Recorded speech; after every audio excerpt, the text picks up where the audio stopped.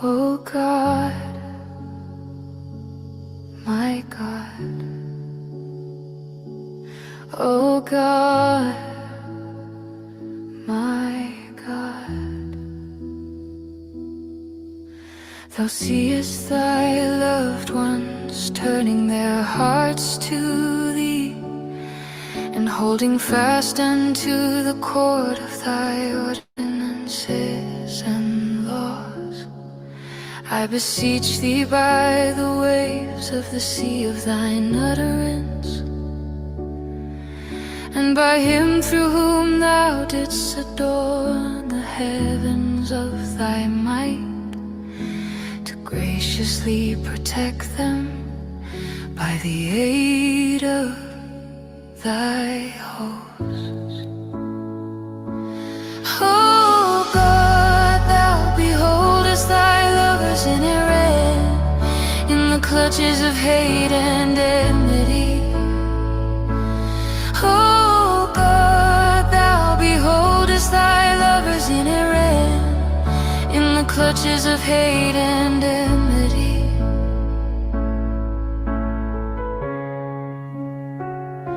I beg of thee, by thy mercy, which hath preceded the contingent world, to raise up from the earth those who will be moved to aid and protect them,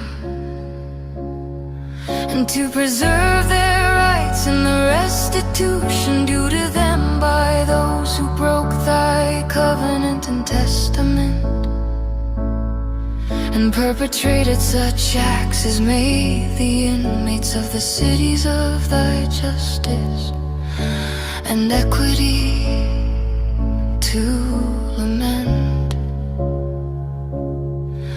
Thou art verily the all-powerful, the all-knowing, the all-wise.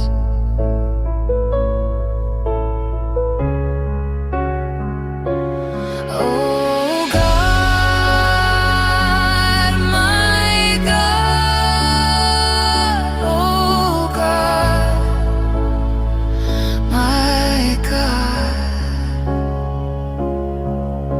Thou seest thy loved ones turning their hearts to thee, and holding fast unto the cord of thy ordinances and laws.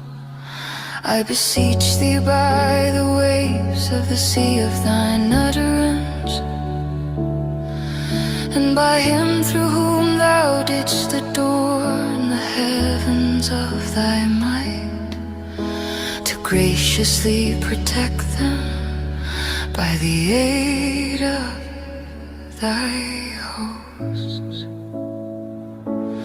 Oh God, thou beholdest thy lovers in error, in the clutches of hate and enmity. Oh God, thou beholdest thy lovers in error, in the clutches of hate and enmity.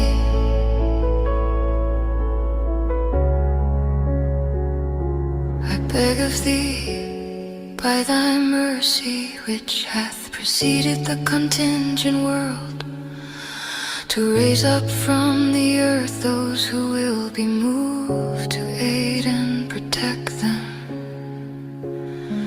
and to preserve their rights in the restitution due to them by those who broke thy covenant and testament, and perpetrated such acts as made the inmates of the cities of thy justice and equity to lament.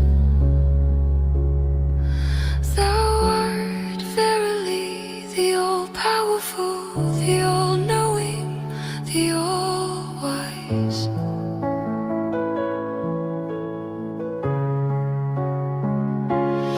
Oh God, thou beholdest thy lovers in error, in the clutches of hate and enmity.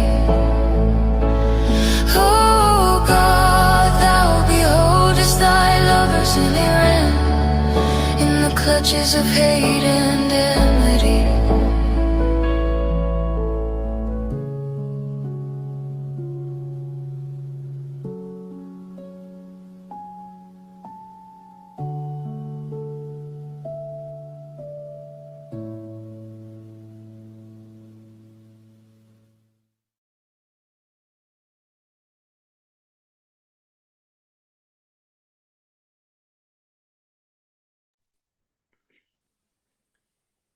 O my God, O my God, unite the heart of thy servants and reveal to them thy great purpose.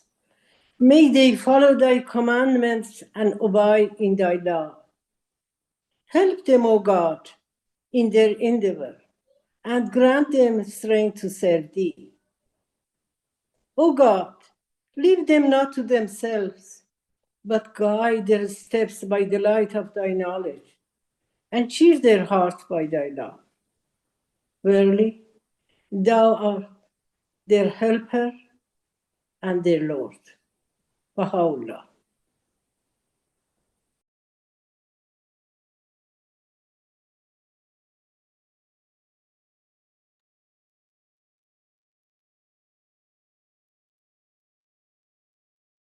والله ای پروردگار این نوجوان را نورانی کن و این بینوا را نوایی بخش و آگاهی عطا فرما و در هر صبحگاهی مدد جدیدی بخش تا در پناه تو از هر گناهی محفوظ و مصون ماند و به خدمت امرت پردازد.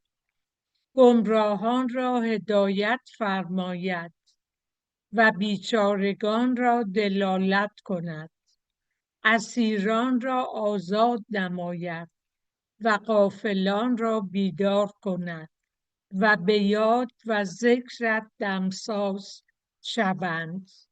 تویی مقتدر و توانا. این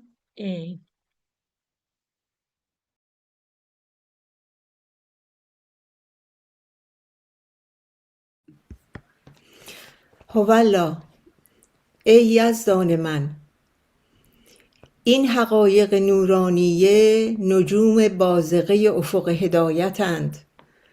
وجوهشان را در ملکوت احدیت روشن فرما و اشجار بوستان انجذاب و استقامتند، به فیض و ریزش باران عنایت در هر دمی تازه و زنده و پرتراوت و لطافت فرما.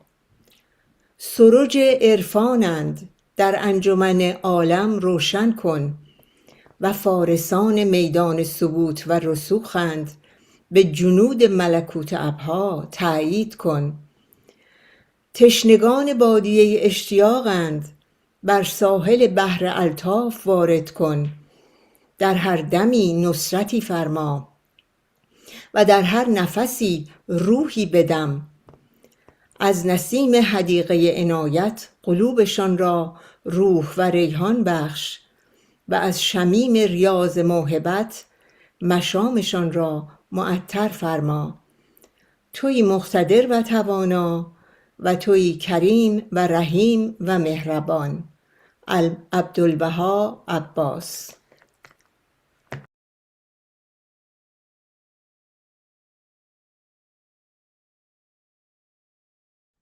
Magnified, O Lord my God, be thy name, whereby the trees of the garden of thy revelation have been clad with verdure, and been made to yield the fruits of holiness during the springtime, when the sweet savors of thy favors and blessings have been wafted over all things, and caused them to bring forth whatsoever had been preordained for them in the kingdom of thine irrevocable decree, and the heaven of thine immutable purpose.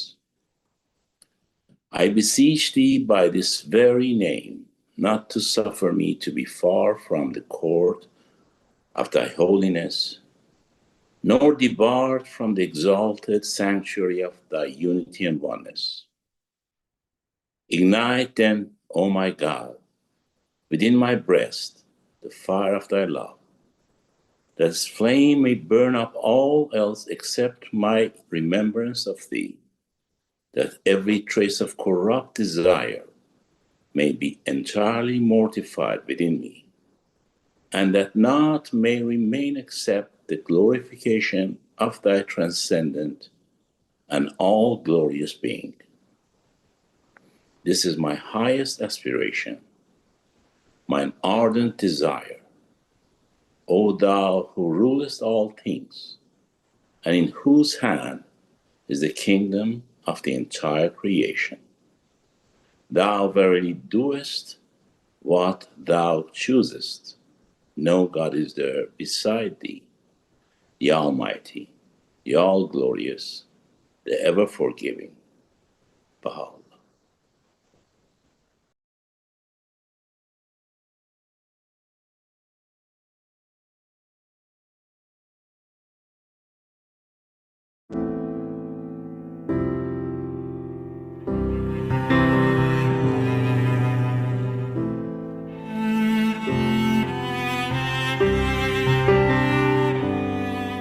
O Lord, so rich in bounty, so replete to His grace, whose knowledge doth mine inmost heart and soul embrace.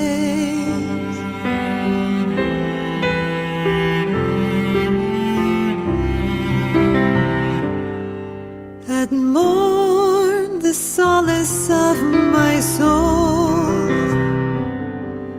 is none but Thee, the knower of mine ardent goal is none but Thee. The heart that for a moment hath Thy mention known will seek no balm save longing pain for Thee alone.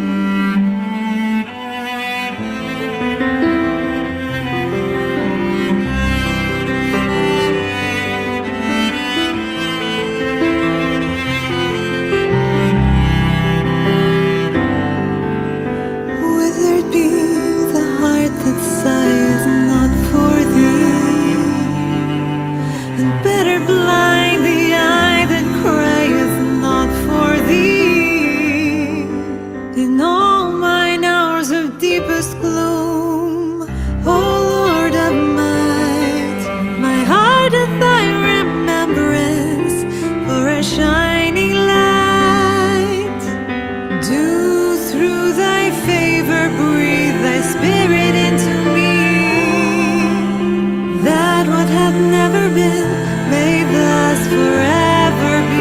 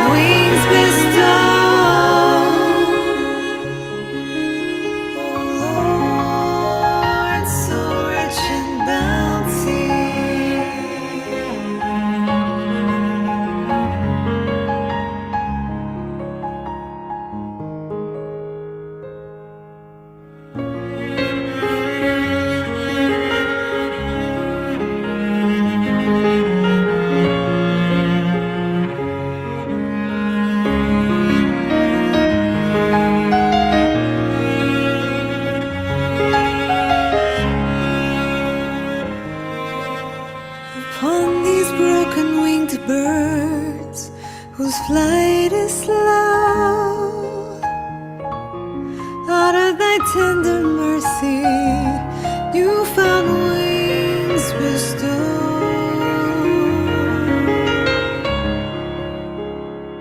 You found wings bestow.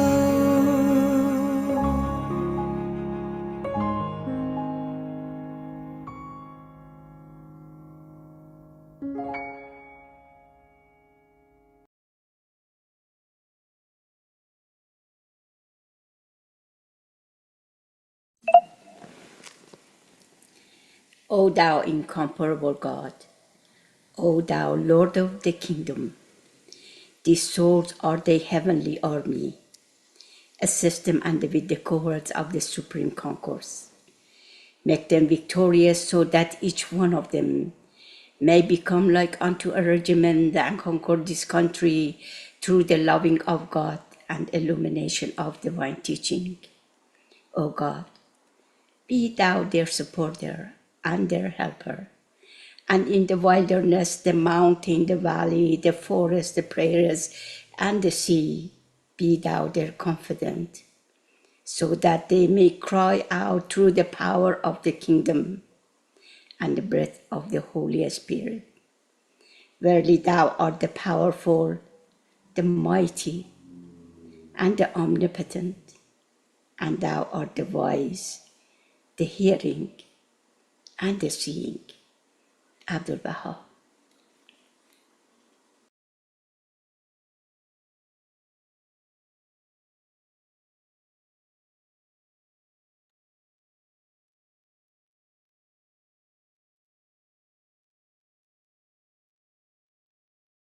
He is God.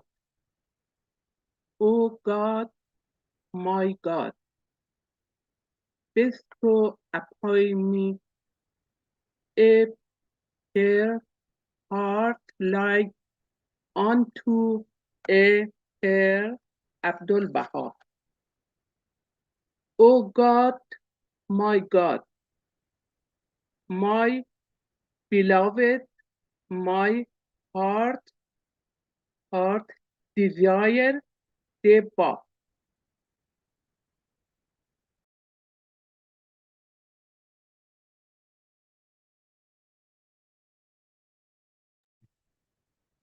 O thou kind Lord, thou hast created all humanity from the same stock. Thou hast decreed that all shall belong to the same household. In thy holy presence, dear all thy servants, and all mankind are sheltered beneath thy tabernacle. All have gathered together at thy table of bounty. All are illumined through the light of thy providence. O God, thou art kind to all. Thou hast provided for all, dost shelter all, conferest life upon all. Thou hast endowed each and all with talents and faculties, and all are submerged in the ocean of thy mercy. O thou kind Lord, unite all.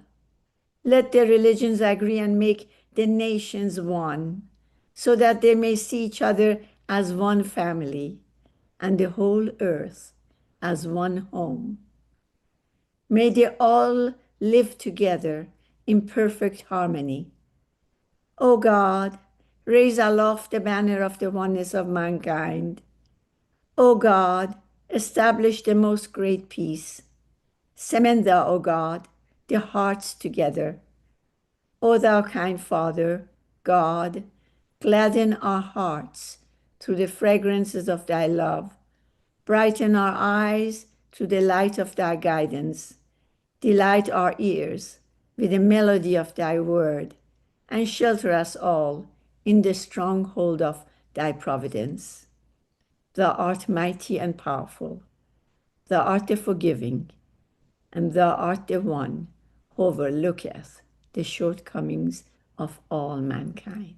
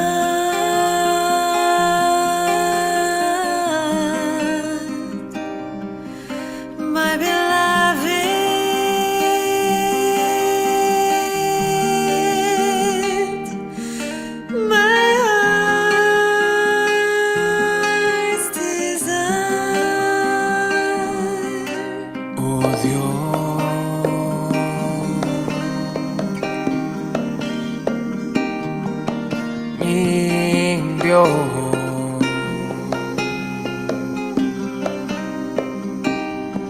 Mi bien amado,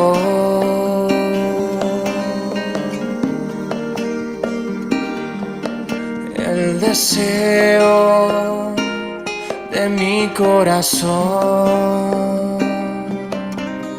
The Bar, the exalted one, is the morn of truth. The Bar, the exalted one, is the morn of truth.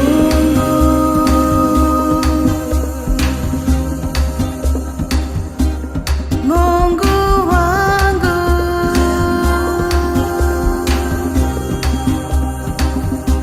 mpendwa wangu,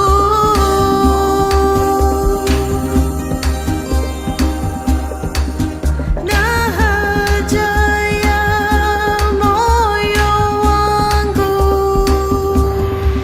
shangilia.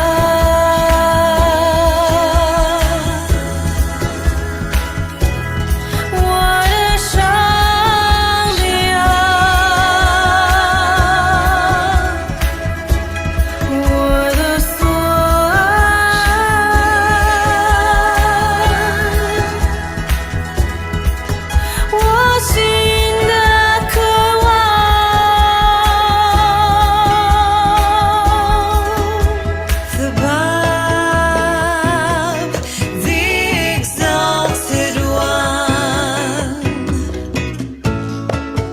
is the morn of truth. The Bab, the exalted one,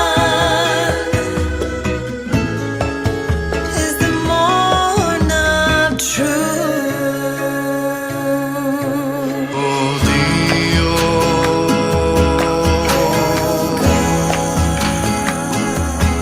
mio Dio,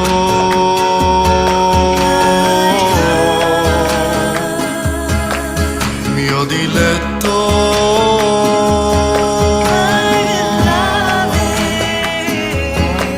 desiderio del mio cuore.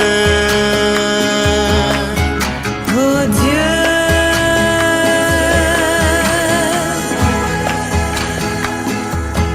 mon Dieu,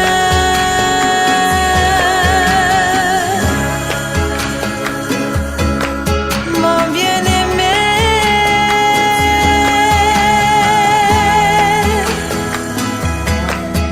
désir de mon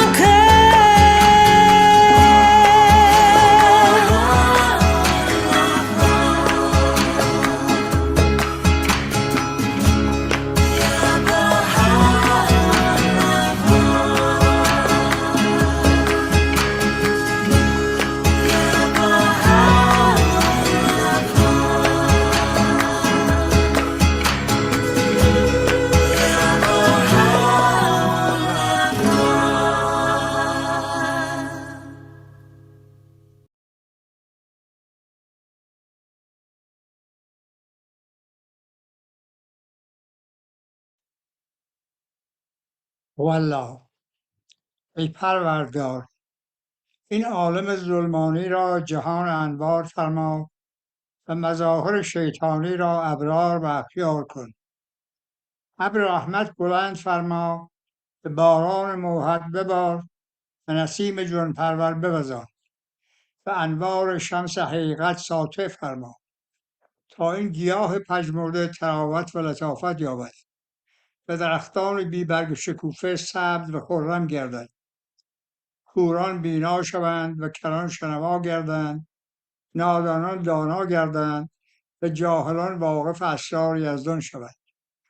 توی مقتدر و مقدر و مصور و مهربان، انک انت العزیز الکریم المنان. این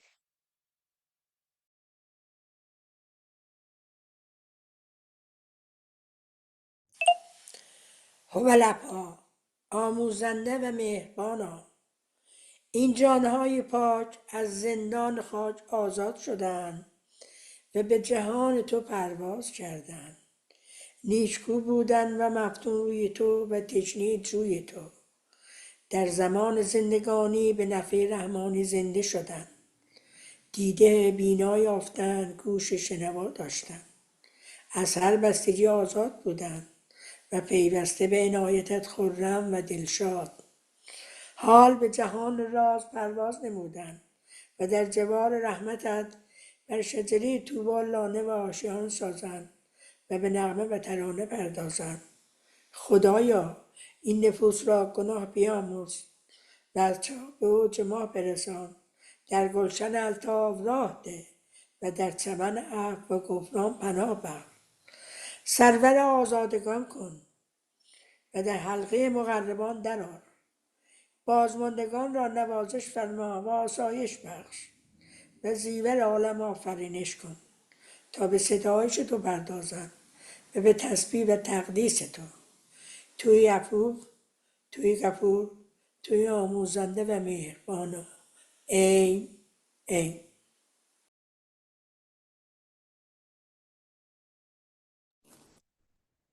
الهی الهی، همه بندگان تو اند و به امید کرمت زنده‌اند. دست قدرت از جیب قوت برآر و این نفوس در گل مانده را نجات ده. توی مالک اراده و سلطان جود. حضرت بهاءالله.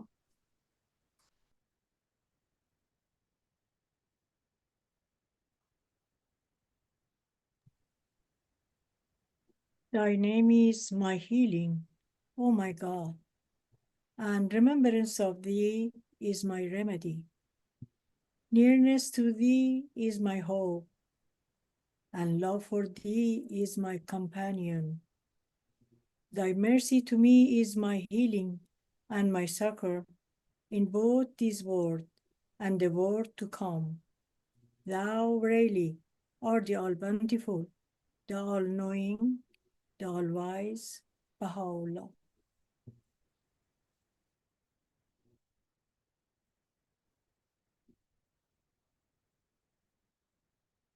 Allah friends, welcome to this session of Talar Yaran. We are on 903. This session is 903. As a matter of fact, the other day I was looking for the date of one of my videos, and I was wondering that when was it? And then when I listened to the beginning of it, I found that based on the number of that session, I could imagine, I could figure it out that when was that program. Thank you so much for participating. As you know, we are trying to having these Thursday programs in English. And we do have several reasons in order just to have this program in English, which actually I explained already in the previous sessions. First is in English because some of our friends, some of our colleagues that they do not know Farsi and they want to hear our program or listen to our program in English, they will have a chance to join us and just coming to Talar and then just get the benefit of the program that we have for them as well. And then, of course, as I said before, this one is going to be a good platform for the younger generation or those friends who really they raised up in U.S. and Canada and Australia, which they don't know Farsi so much, and that would be an opportunity for them to come here and just have a program here for you or for themselves, and then we actually see them, we get the benefit of all those lots of those actually talent that are available right now in the world. Really, that would be amazing. I know that a lot of our young generation right now, they are experts in different field of medical technology, business, and economics or whatever. So I think that would be an excellent idea if and only if you guys can help and can bring those people to joining to our sessions, because we are not just making this program for ourselves. It means the previous programs or Tuesday programs that we have in Farsi. This one does not mean that we are saying just in English because my Persian friends, they want to learn English. We have not opened a class right here. We are trying to use you in order just to be a mediator, in order just to bring in some of the friends to Talar, in order just to have a different environment, and then probably using them for the education as much as possible. We do have, of course, a translation as well. But tonight, Nuri, Ms. Nuri Azgandi has been volunteered to be our interpreter tonight, and I'm hoping that this one goes well. We are in the beginning of it. I'm not expecting everything goes 100% well. Even if I go with the 30%, 40%, even achievement, that would be great, because I know that this one will be a gate to the future activity of Talari Aran and the vision that we have. Our vision is not just to translate the English to Farsi. Our vision is just actually we want to have a different communities joining together in future. I have a dream in order just to having different language, different cultures. They can come joining together, having the program, and then everybody gets the benefit of the culture and technology and the knowledge and all those things. That's the vision. But we are starting with the English to Farsi right now.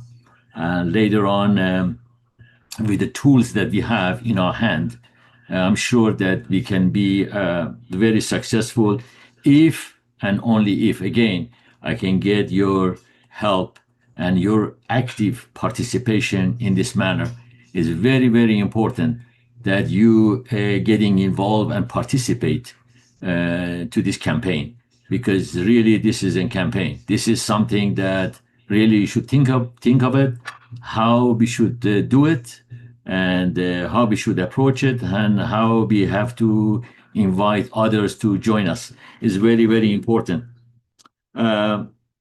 Still, we are looking for translators. So if anybody is volunteer to come and then join us, that would be excellent. As you know, technology is moving very fast. I don't know where we're going to land, what's going to happen based on the new programs, AI, and translators, and agents, and a lot of other things right now is in the market. Everybody moving fast toward the technology, and we don't know what's going to happen. That, for example, later on you put something in your ears and then you're hearing different language or whatever. We don't know.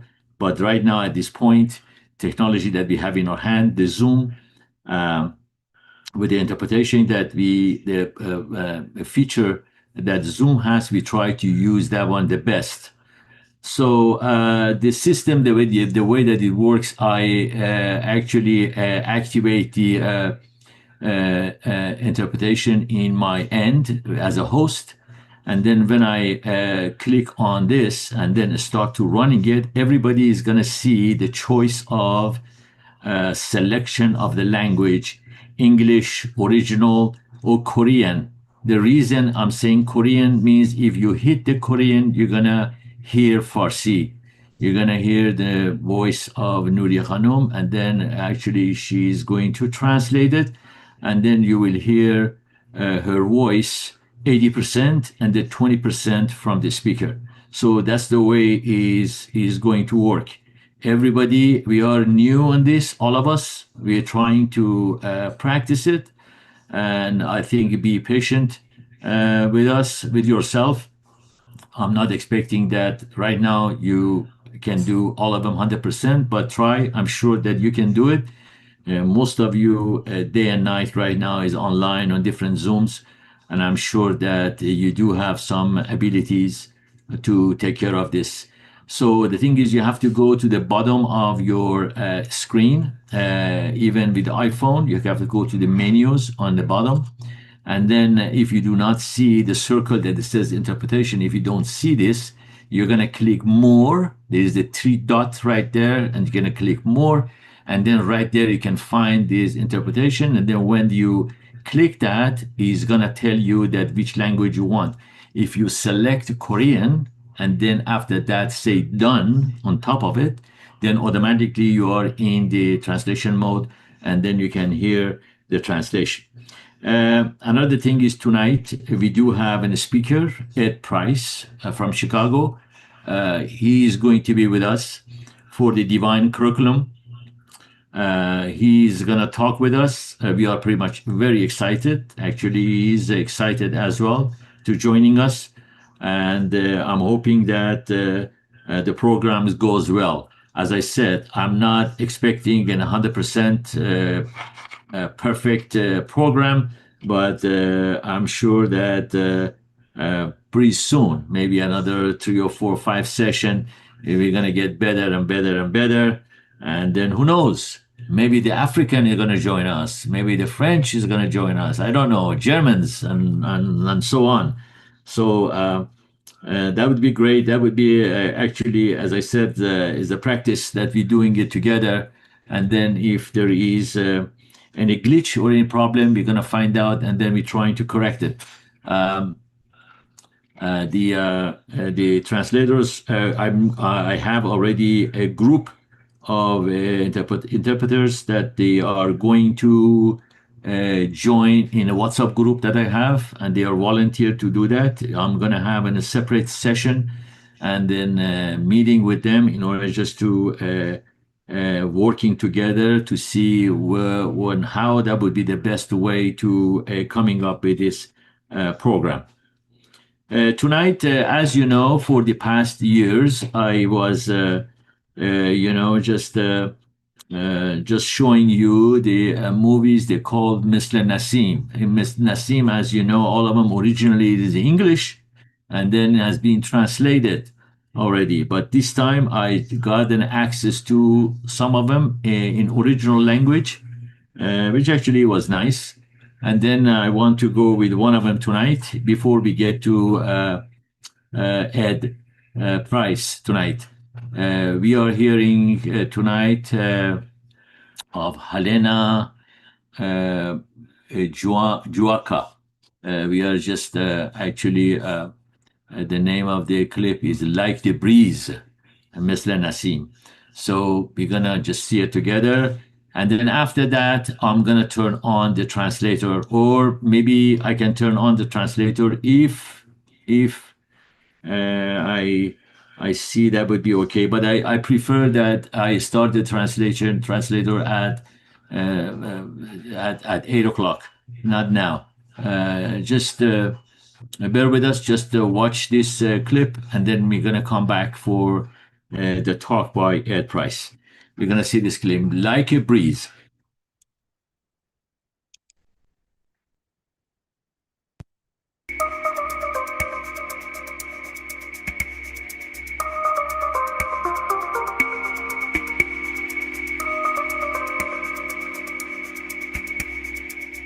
My name is Helena Jauka, and I live in Vancouver. I am a school teacher and a mother of 4 kids.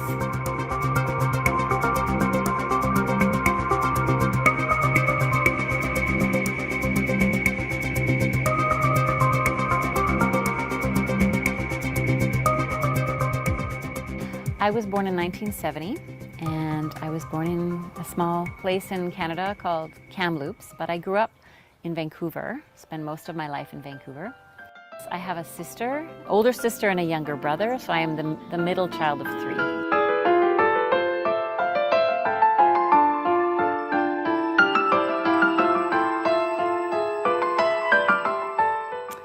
My parents are from the hippie time of the 1960s, and by that I mean that their values were always very focused on the development of the individual and on spiritual principles. And so I was raised in a family with an awareness of the importance of spirituality in one's life. We did a lot of fun activities like camping and outdoor activities. We always had a lot of music in our family, a lot of art. The focus in our family was always making time to do things together and spending a lot of time doing activities outdoors, hiking, canoeing, camping, and we always went to our family cabin on a small island nearby called Gabriola Island. You are my long lost friend. Good to see you once again. I'm no longer on my own. No need to travel alone. And now that I found you home, hey, I'll never leave you all alone. As a kid, I lived mostly just outside of Vancouver on a farm, and my dad loved horses, and so we took care of other people's horses on our farm. And when I was 8 years old, I think, 7 or 8, I can't remember, he bought me a pony. Every little girl's dream is to own a pony. So my dad bought me a pony, and I looked after it up until we moved to the city when I was 10.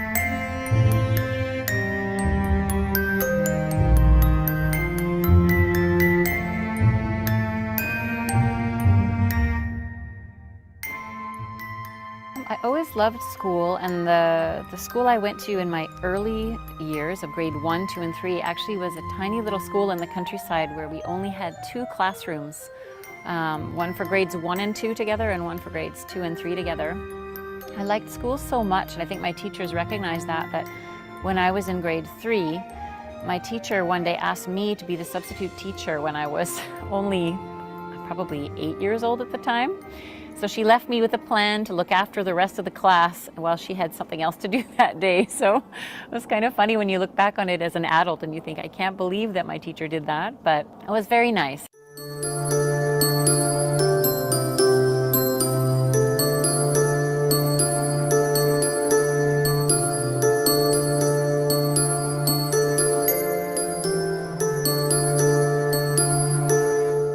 I went to a high school that was located at a university, and so there were a great deal of students at the school whose parents were professors, and so it was a very academically focused school, but also a very artistically focused school. It's about 350 students in the whole school from grade 8 through grade 12. When I was 12 years old, in grade 8, I met a Baha'i who was in grade 12, and because it was a small school, we would often meet people in different grades. You kind of knew people from all across the grades, not only your own group. And that Baha'i was from a family from Iran, so they had been refugees in Canada, and we just happened to be at the same high school. He was the first Baha'i that I met. And through this friend of mine, I heard the story of Mona Mahmoudnejad, who was a martyr in Iran, together with a group of Baha'i women.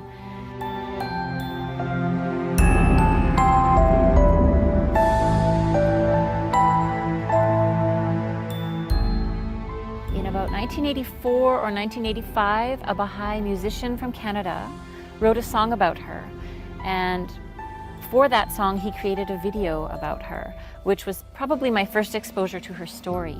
She was a Baha'i in Iran who, at the age of 16, was arrested for being a Baha'i and for the fact that she had offered to provide education to the Baha'i children.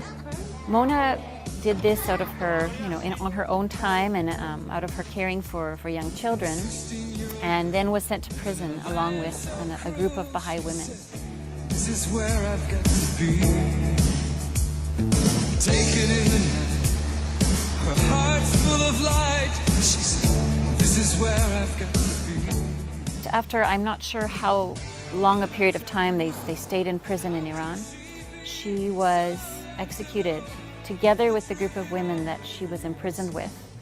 And they were hung one by one for being Baha'is, simply for being Baha'is. And her story was especially moving because she asked that she could be the last person to be executed, so that she could pray for the strength of every woman that went before her. I found this very moving. And in addition to that, she had said that if her suffering and her martyrdom could result in youth from all around the world joining hands, working towards the cause of world peace, she would suffer this same fate again and again. So her story was very moving, and it prompted me to really, as I said, really investigate the Baha'i faith. And one thing I found intriguing about her story was that the date that she was martyred was June 18th, 1983. I was 13 years old at the time, and when I heard her story, it was a year or two after it had happened, I knew exactly what I had been doing on that day. So I remembered that I was at a friend's house at a birthday party, because I remembered the date. It was the date my friend celebrated her birthday. And I thought very deeply about how we were in Canada doing fun things together, a group of young girls. And this Baha'i young girl, not much older than I was, had suffered to be martyred at that time. I knew a little bit about the Baha'i faith from this friend, but her story really inspired me to want to know, well, who are these Baha'is, and why did she give her life for her beliefs, and what were her beliefs? So I began to investigate more about the Baha'i faith, what it stood for, what its teachings were, what was the situation of the Baha'is in Iran, why were they being persecuted? And over time, I became also involved in Baha'i youth activities. And then at one point, I just wondered, why am I saying that I am the one person who is a part of this effort and this movement to help build peace in the world, but I'm not a Baha'i? And so if something changed within me that I felt, no, I am a Baha'i, and that being a Baha'i is not something that you change from one thing and you become something else. It's more of a recognition of who you are and what your values already are.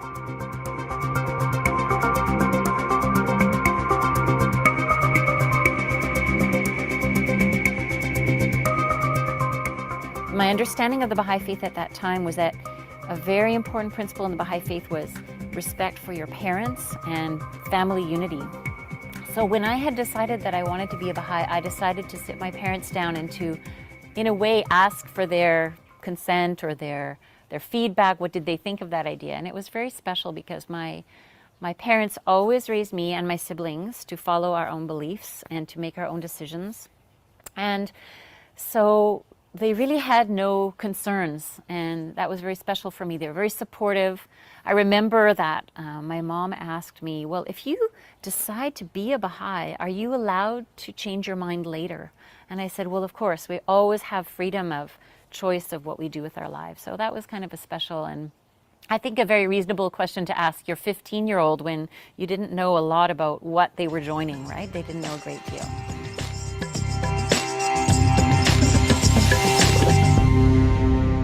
I went to Costa Rica for 2 months, and then just offering I went with two friends from Canada, and we offered services in the Baha'i community of Costa Rica in whatever way we could.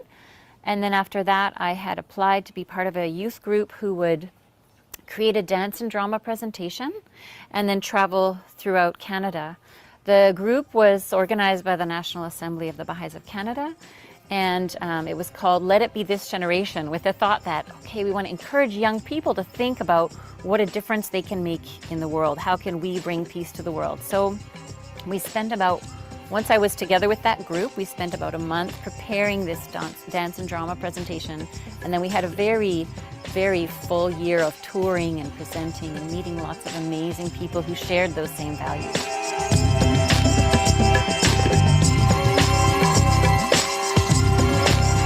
After that year, I went to university for 1 year. That was 1989 to 1990. And during that year, there was an important message from the Universal House of Justice, the international governing body of the Baha'i community worldwide. And they wrote a message to the Baha'is of the world explaining that it would be a good time to bring the Baha'i teachings to parts of the world that had not really had much exposure to these ideas. And that part of the world was Eastern Europe and some parts of Asia. And so I had a very close friend who I had traveled to Costa Rica with, who also at the same time read this message. We both spoke Spanish fluently, and we learned that there was a country in Eastern Europe where Spanish was a useful language to have. Useful in that the language of that country was not Spanish, but it was very similar, and that country was Romania. So with this friend together, we made plans to visit that country. So after my first year of university, we visited the country, we participated in the projects that Baha'is were engaged in at that time, and first of all, we fell in love with Romania. It's a beautiful country. And then we saw that there was a lot happening and a lot of activities.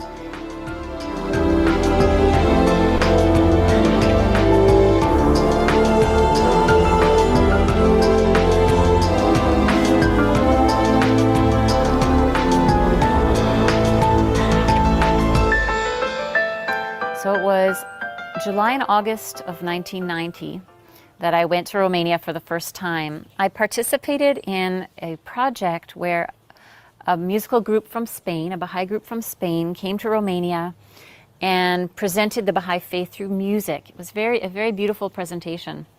And a project had been organized that for this group. The group itself traveled around the country from city to city, but before the actual group of musicians, there was a group that went ahead of them. I think we called them the avant-garde group. They went ahead, they put up posters and invited people to the concert.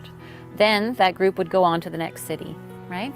Then the musical group would come and give concerts, present the faith through their music, and then they would move on. And then the third group, which I got to be a part of, which was really fun, was the follow-up group. And so we would stay behind where the concert had been and answer people's questions about the Baha'i faith.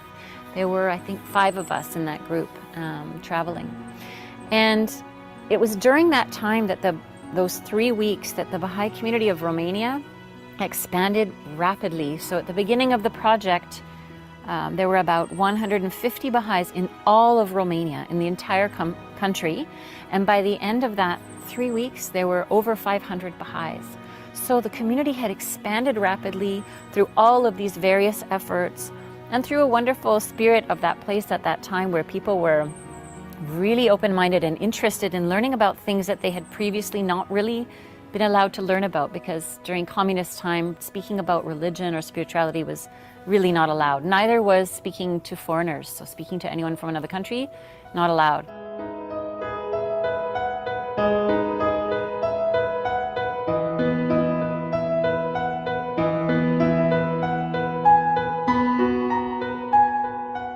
During that 3-week trip towards the end, we were driving from one city to the next. A friend of ours was driving, and another Baha'i who had decided to move there as a pioneer.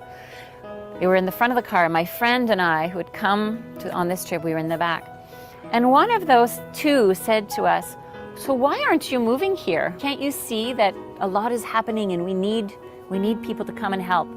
And my friend said very adamantly, "Well, we are coming, but we're going to come in a year." My friend and I, who had traveled with, had thought one day we'll return and we'll live there. We'd love to live there. But for now, we need to continue our studies. My friend had actually received an enormous scholarship to continue her studies in a master's degree, a very prestigious science degree, and she was all set to begin her degree. And I had only completed 1 year of university. So we said, we can't come. We have these plans, but we'll come in about a year's time. And at that point, one of the 2 friends in the car, in the front of the car, said, "Well, we don't need you in a year. We need you now." And at that moment, I had decided I am going to return. I don't know what's going to happen with my studies. I don't know what my family will think, because no one was traveling to Eastern Europe at that time. It was a very unknown place. It had had a very violent revolution in which many, many people died. But we decided that was it. We're going.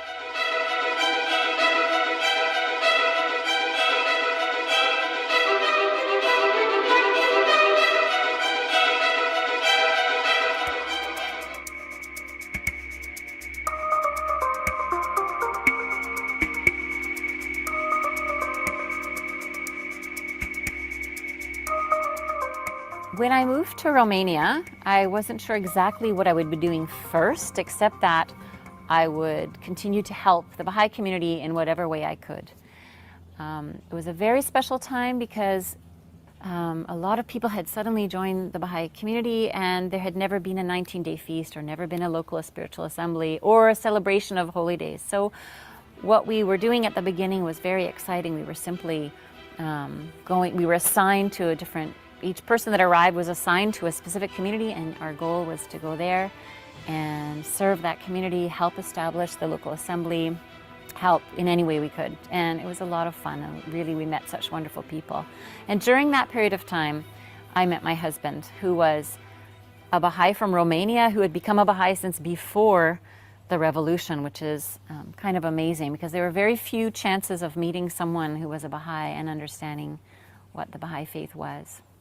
We met in October of 1990, and we were married in March of 1991. So really just 5 months after we met, and it was a very special time. We both had the support of our parents, and we both felt very strongly that serving the Baha'i faith comes before everything else, and that if we were together, we could serve the faith better than if we were just individuals doing different things. So it was a very special time.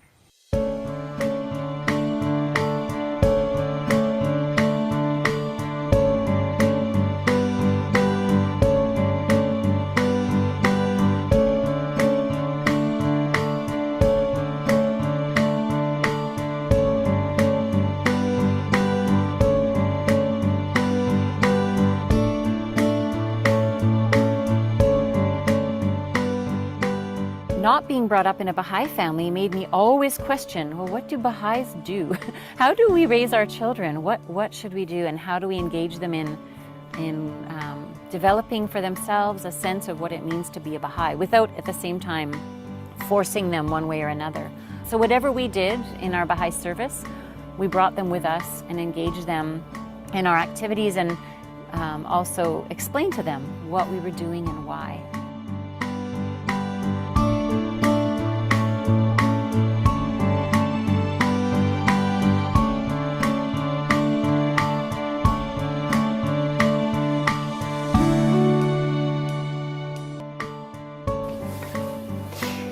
It doesn't matter your past. If your heart is searching, your answer will come like a breeze.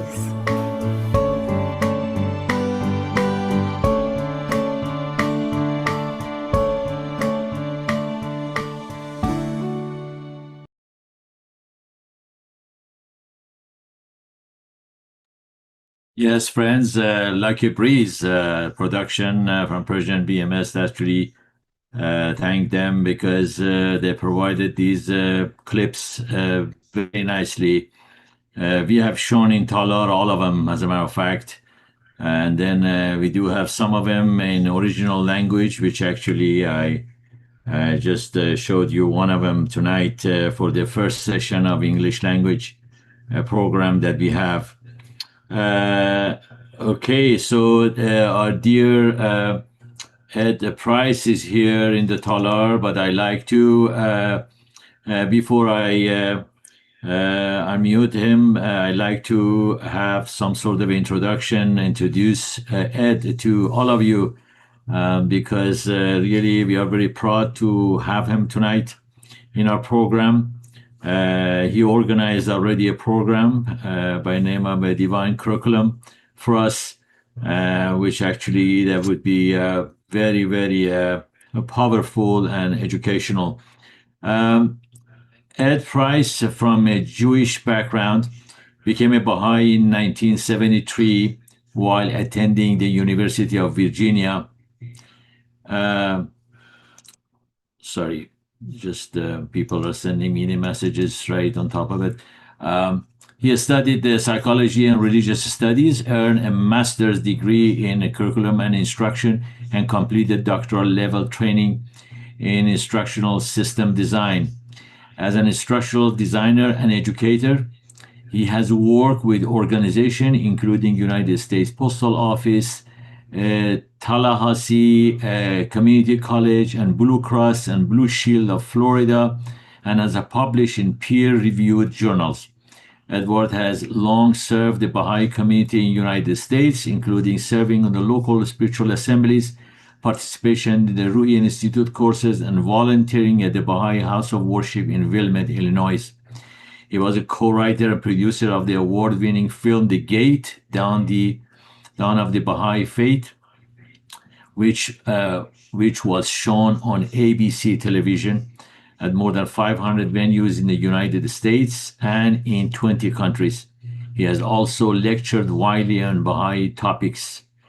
Edward is currently writing the Divine Curriculum series, a multi-volume work on the mission of the divine educators, progressive revelation, and the teaching of the Bab.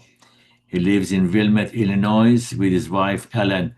With that said, thank you so much, Ed. Welcome, and I mute you. Thank you so much.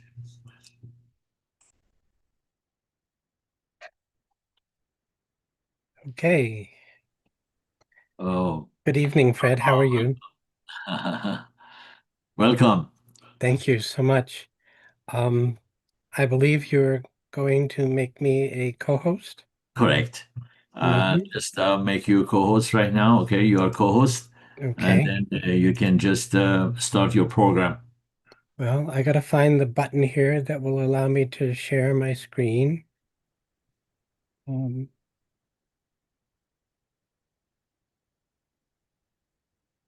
I don't see it yet. That's okay. Take your time. Oh, there it is. Okay, finally it popped up. Okay. And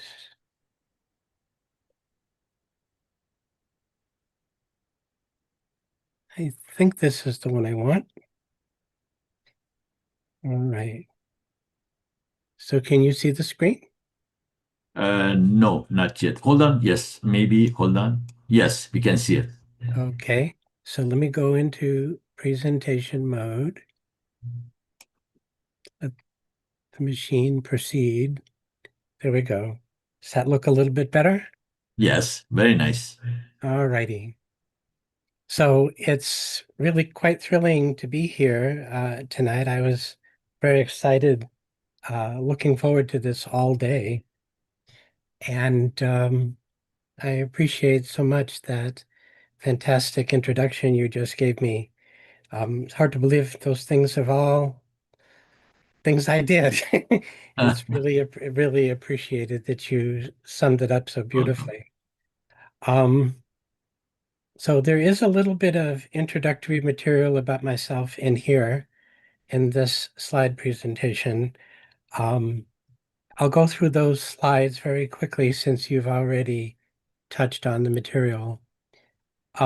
This particular presentation is called The Divine Curriculum, What God Has Been Teaching Humanity for the Last 4,000 Years. Oh, by the way, I'm working with two computer screens at the moment. So if you see me looking like this, I'm actually looking at the presentation screen.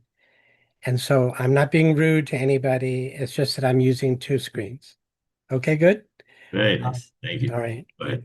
So we'll begin with this. The required copyright screen, just standard issue. Okay, I'm Edward Price from Wilmette, and this is what my talk is. I've been a Baha'i since 73, and in the course of this presentation, please do feel free to ask questions. This is my first time working with your fireside, so you tell me how you want that to proceed if Sure. anyone has questions. All right. So I want to clarify one point, which is that I'm going to be talking tonight about progressive revelation. In our writings in the faith, it's also referred to as the oneness of religion.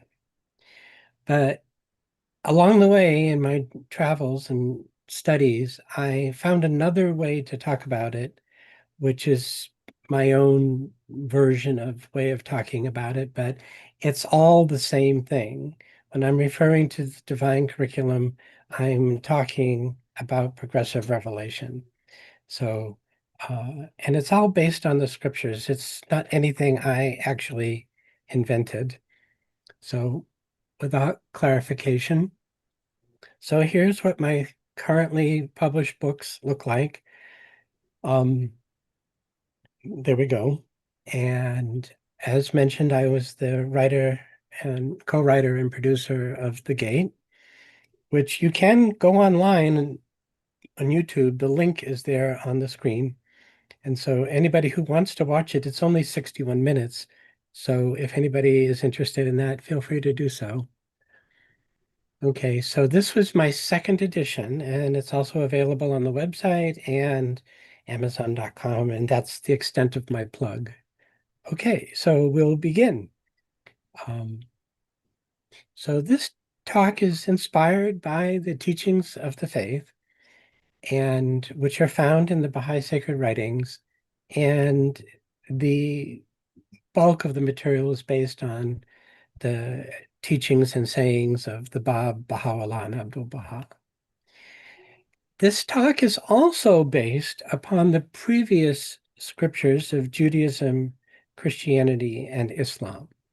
And those writings were the Hebrew Bible, the New Testament, and the Quran. Now, what all of these four faiths have in common is that they are all monotheistic, which means all these religions are asserting the same statement, that is the oneness of God, and also that everyone in the world, we all have the same God. So one of the interesting things is that many of the divine educators share their lineage with one another. So here we have Abraham about 4,000 years ago, and he had 3 wives, and through his first wife, Sarah, later was descended Moses and then Jesus. And Abraham had another wife whose name was Hagar, and Sarah's first son was Isaac, and Hagar's son was Ishmael. And through the family of Ishmael came Muhammad, and the Bab was a direct lineal descendant of Muhammad, so that makes him a descendant of Abraham as well. And less well known, but mentioned in the Baha'i writings, is that there was a third wife of Abraham named Keturah, and her lineage extends to Baha'u'llah. So all of these 6 divine educators, we call them Abrahamic because they're descended from Abraham or Abraham himself. All of these 6 divine educators have a common lineage. So now, the overarching theme of my books entitled The Divine Curriculum is that all of creation is a classroom. And what we'll be discussing tonight is what God has been teaching us in this classroom. Now, just so that you know I'm not making this up, here's 2 quotes from the writings where Abdul-Baha makes some very clear statements. He says, "O true companions, all humankind are as children in a school, and the dawning points of light, the sources of divine revelation, are the teachers, wondrous and without peer." And then he says in another passage, "O thou true friend, read in the school of God the lessons of the Spirit and learn from love's teacher the innermost truths." So you can see the analogy comparing the world to a big school. And my phrase that I use, all of creation is a classroom, is derived directly from the statements in the writings. Now, just for fun, one day when I was preparing this talk, I decided to ask the new AI programs to give me an image based upon the phrase, all of creation is a classroom. This is just for fun, but I thought it was a pretty cool image created by the AI system. So I thought I would share it with you. Anyway, the first premise that we will be talking about in our talk tonight is the oneness and the infinity of God, and also the commonality of God. So we'll begin with this statement from Baha'u'llah. You'll see that the faith is emphatically monotheistic.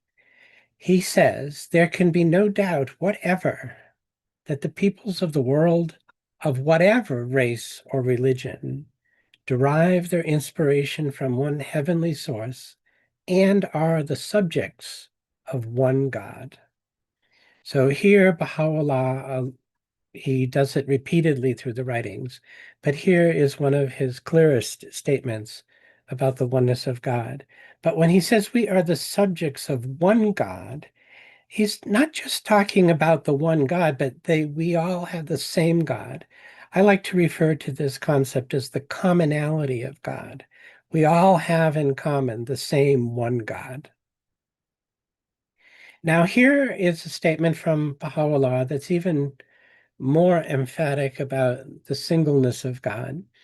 He says, he is a true believer in divine unity, who, far from confusing duality with oneness, refuses to allow any notion of multiplicity to becloud his conception of the singleness of God, who will regard the divine being as one who, by his very nature, transcendeth the limitations of numbers.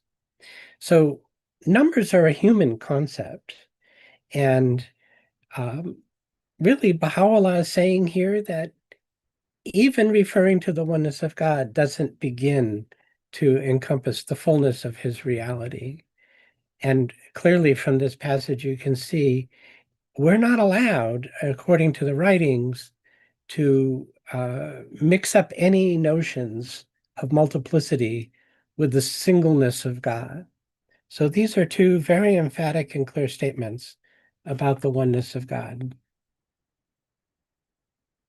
Now, another interesting and extremely important aspect of this teaching is that the God that we're talking about is not some limited conception. The God that we are talking about, the one God, the only God, is absolutely and utterly infinite in his nature. And so here are some passages from the writings of other religions, the Old Testament and the New Testament. So the book of Deuteronomy has a clear statement, "Hear, O Israel, the Lord our God is one Lord." And then in Isaiah, he says, "There is no God beside me. I am the Lord and there is none else." And then Corinthians, the New Testament, "But to us there is but one God, the Father." And then in the book of Ephesians, "One God and Father of all, who is above all." So you can see from these quotes clearly that the Old Testament and the New Testament are both emphatically asserting the oneness of God as well. So while we're at it, let's not forget the Islamic point of view. And here the Quran, Surah number 2, verse 163, it's one of many references in the Quran where he says, "Your God is one God. There is no God save him, the beneficent, the merciful." Now, it's also important to note that when the Muslims do their daily prayers, they recite a little prayer called the Shahada, which means testimony or witness. And they do this 5 times a day. And if you are a person of some other religion and you want to become a Muslim, this is what you must recite in the presence of others in order to accomplish your conversion to Islam. "I testify that there is no God but God, and Muhammad is the messenger of God." So clearly here also is a explicit reference in the Shahada to the oneness of God. Now, it's very, very funny when you talk to people of different faith backgrounds. They use phrases like "my God is this" or "your God is that," as if there's a different God for each of us. And so actually this particular image came to me in a dream. And I pictured a Jewish person, a Christian person, and a Muslim person sitting at a table having coffee or tea together. And they're each making their own individual faith statements. So the Christian person says, "My God is Jesus." The Jewish person says, "My God is Yahweh." And the Muslim person says, "My God is Allah." But then I had this imagination in my mind of how God is looking down in the world and listening to these types of conversations. And in my fantasy of what God might say, this is what I came up with.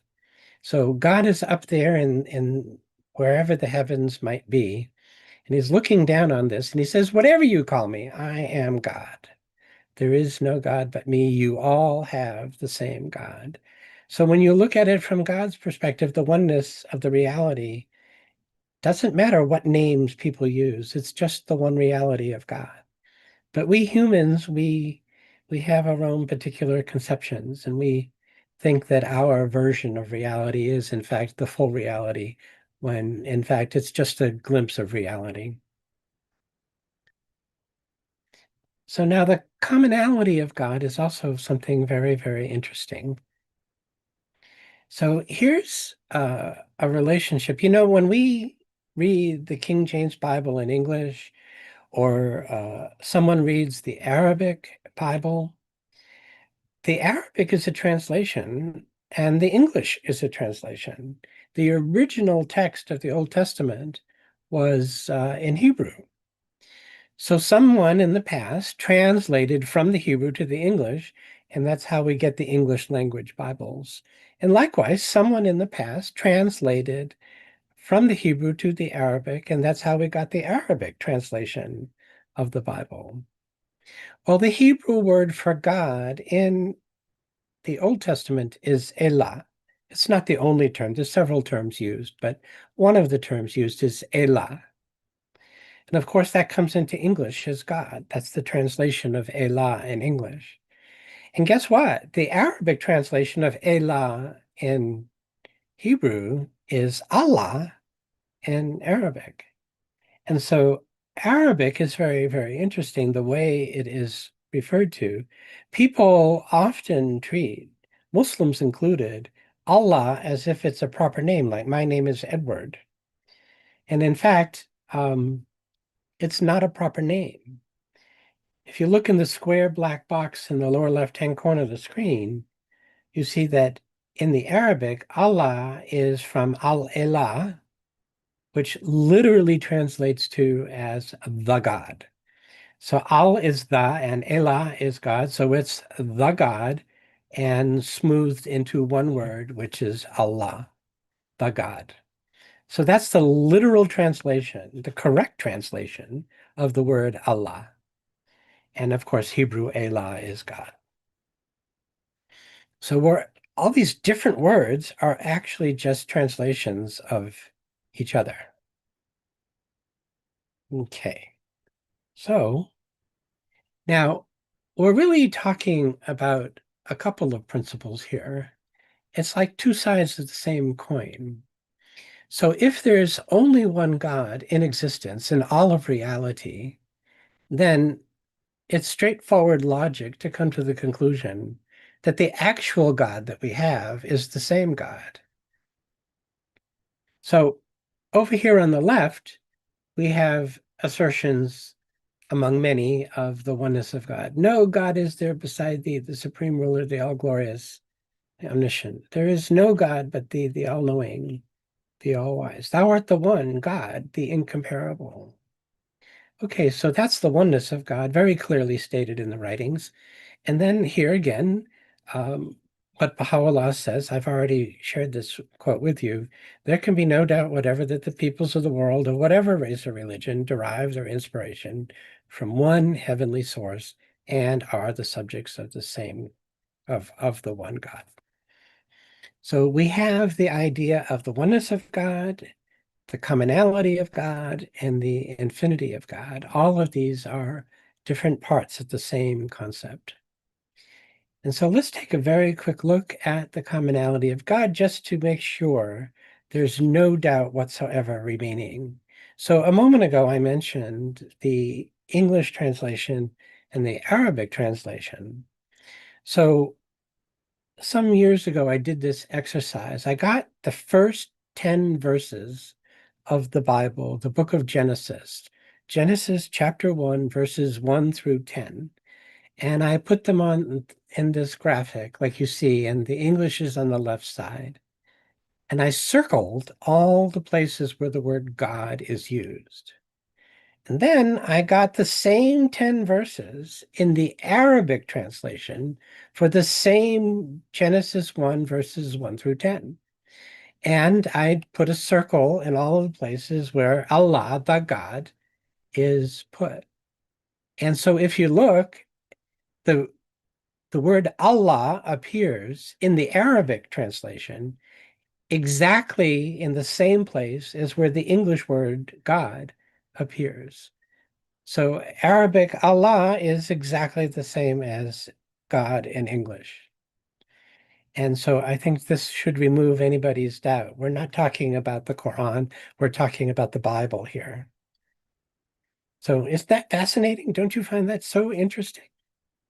So we'll talk a little bit more about the infinity of God. He's immeasurably exalted and unknowable in his essence. And so here's a quote from Baha'u'llah where he says, immeasurably exalted is he above the strivings of human mind to grasp his essence, or of human tongue to describe his mystery. No pen, no tongue can describe him.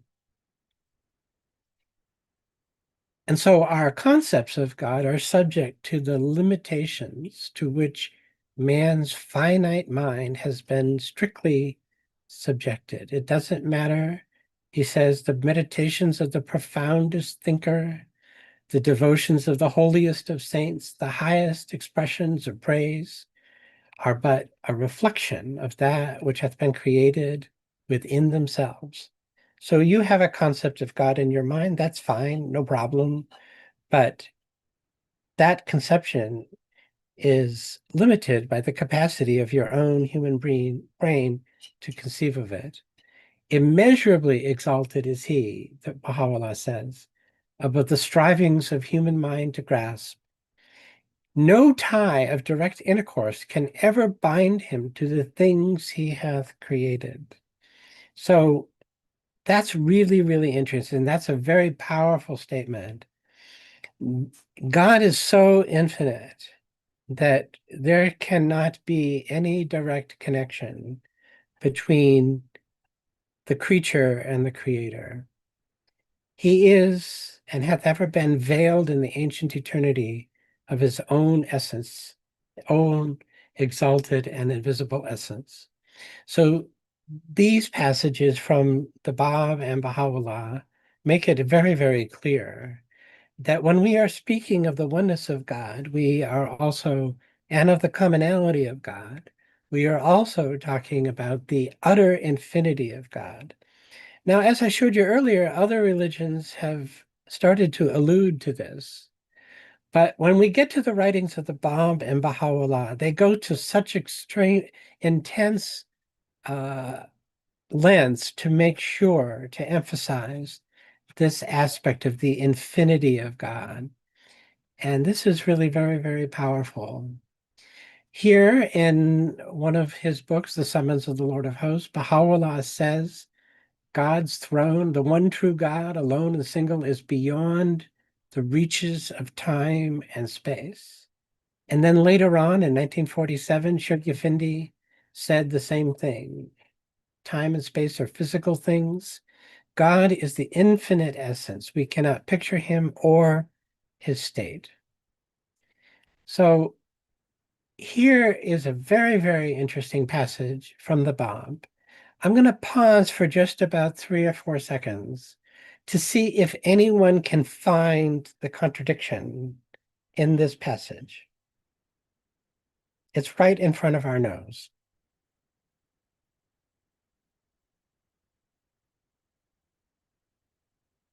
Okay. So He says in the second half of this quote, any reality to which the term being is applicable hath been created by the sovereign will of the Almighty. So when we use the word being, like we refer to God as the infinite being, the divine being, right? When we use the term being, the Bob is saying that that word being can only apply to something created.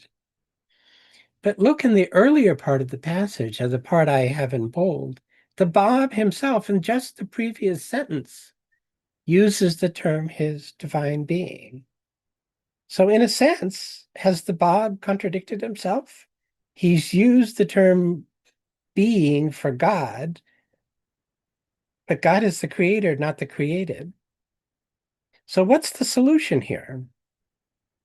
The answer is the Bob being in the world and living on earth among human beings.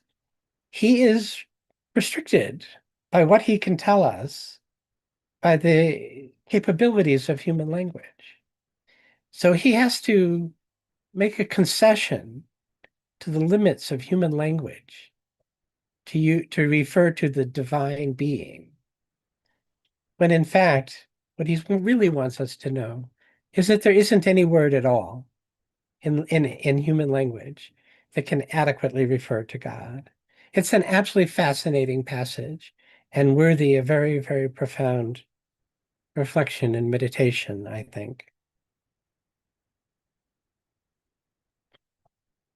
Now, here in the Quran, which Baha'u'llah cites, the Quran says, no vision taketh in him, but he taketh in all vision.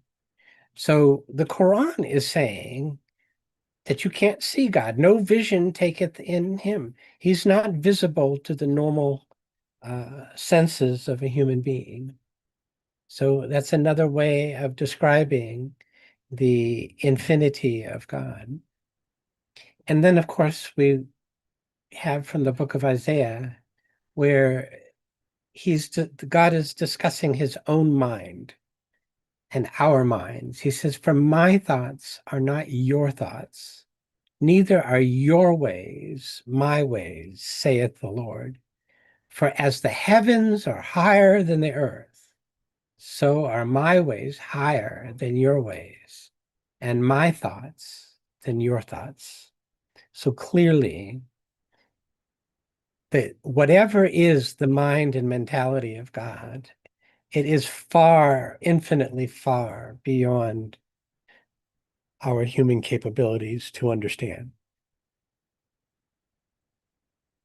So here's something very, very interesting. Throughout history, people have imagined God in two main approaches. Some people have, some of the religions have, and some members of religions have spoken of God in very personal ways. Like they talk about how they have this very personal relationship with God. I'm not contradicting it. It's just one of the ways that people talk about God. But also, especially among the philosophers of history, the infinity of God has been emphasized, and they have imagined that if God is so beyond our capabilities, that they have seen that as God is impersonal, not personal. So, but according to the Baha'i writings, it's not a dichotomy. God is all of these things. He is very, very personal, and he is infinite as well. Think of it this way. If he were so infinite that he had to be busy taking care of all the planets and stars and solar systems and galaxies of the universe, that he's not able to spend his time with you and me as personal individuals, then actually that's a concept that limits God. It's a very big concept that he can handle the whole creation, but he's too busy with all of that to spend time with us. That's been the way many philosophers have spoken about God. But if you think about it, that's actually a limited conception of God. In fact, God is perfectly capable in his infinity of handling all of the operations of the entire vast, seemingly infinite universe, billions of light years in every direction, right? He is able to handle all of that. And there's so much of him left over because he's so infinite that he can also be fully aware of you and me and personal with us in a relationship with him. So actually, when you push the limits of what the infinity of God would mean, it actually requires you to say that he's both personal and infinite. So he has all these qualities: loving, unknowable, eternal, merciful, all-knowing, omnipresent, almighty, and he's also utterly infinite. He's prayer hearing and prayer answering God. These are really breathtaking concepts that help us to stretch the limits of our human understanding of just who God is and what God is. Now, I want to run an experiment with you to prove to you that whether you realize it or not, you already believe in the infinity of God, even if you've never explicitly thought about it yourself. So this is kind of fun, actually. So have you all been to a prayer meeting? Maybe it's a Baha'i devotional gathering, or maybe it's been at a church with Christian believers, or at the synagogue or the mosque with the Jewish or the Muslim believers. And you're all gathered around in a little circle, and you're offering your prayers in your little prayer group. And what do people say in these moments? Have you ever paid attention to how people express their prayers? So for example, imagine we're in a little prayer group, a half a dozen of us or a dozen of us, and someone is praying for Aunt Mary because she's recently become very sick. Or maybe there's a prayer for Uncle Bob being mentioned because maybe Uncle Bob just passed away. Or maybe it's for a son or a daughter who has maybe gotten into some trouble somewhere along the line. Or someone in the family needs assistance with their finances or with their education or something, whatever it is that people might pray for. Well, when you say, "Dear Lord, please heal my Aunt Mary," or "Dear Lord, show blessings to the soul of my Uncle Bob," how does God know who Mary is? How many millions and billions of Marys are there in the world? And how many Uncle Bobs are there in the world? Shouldn't you provide God the coordinates on Earth of where Uncle Bob is or where Mary is? It never crosses your mind to be specific about which Mary you're talking about. Maybe you have Mary, maybe you have two Aunt Marys. Which one are you talking about? You conduct your prayer without even thinking about it, knowing that God knows which Mary or which Uncle Bob or which other person that you care about you're praying for. And so this is an implicit proof that even though you are appealing to God in an infinite, in a personal way, implicitly in the very way that we go about it, we are also implying that we believe in the infinity of God as well. So it's just next time you're in a prayer group and you're listening to the prayers being offered by the various people in your group and by yourself as well, just entertain yourself with these thoughts of, oh, how does God know Mary or Bob or Steve or Harry or Joe, whatever? So think about that as you actually already implicitly believed in the infinity of God, whether you knew it or not. Okay, so one of the things that's really interesting is when you really start to wrap your mind around this idea of the infinity of God, something really interesting happens to the way we approach God. We start to throw away our anthropomorphisms.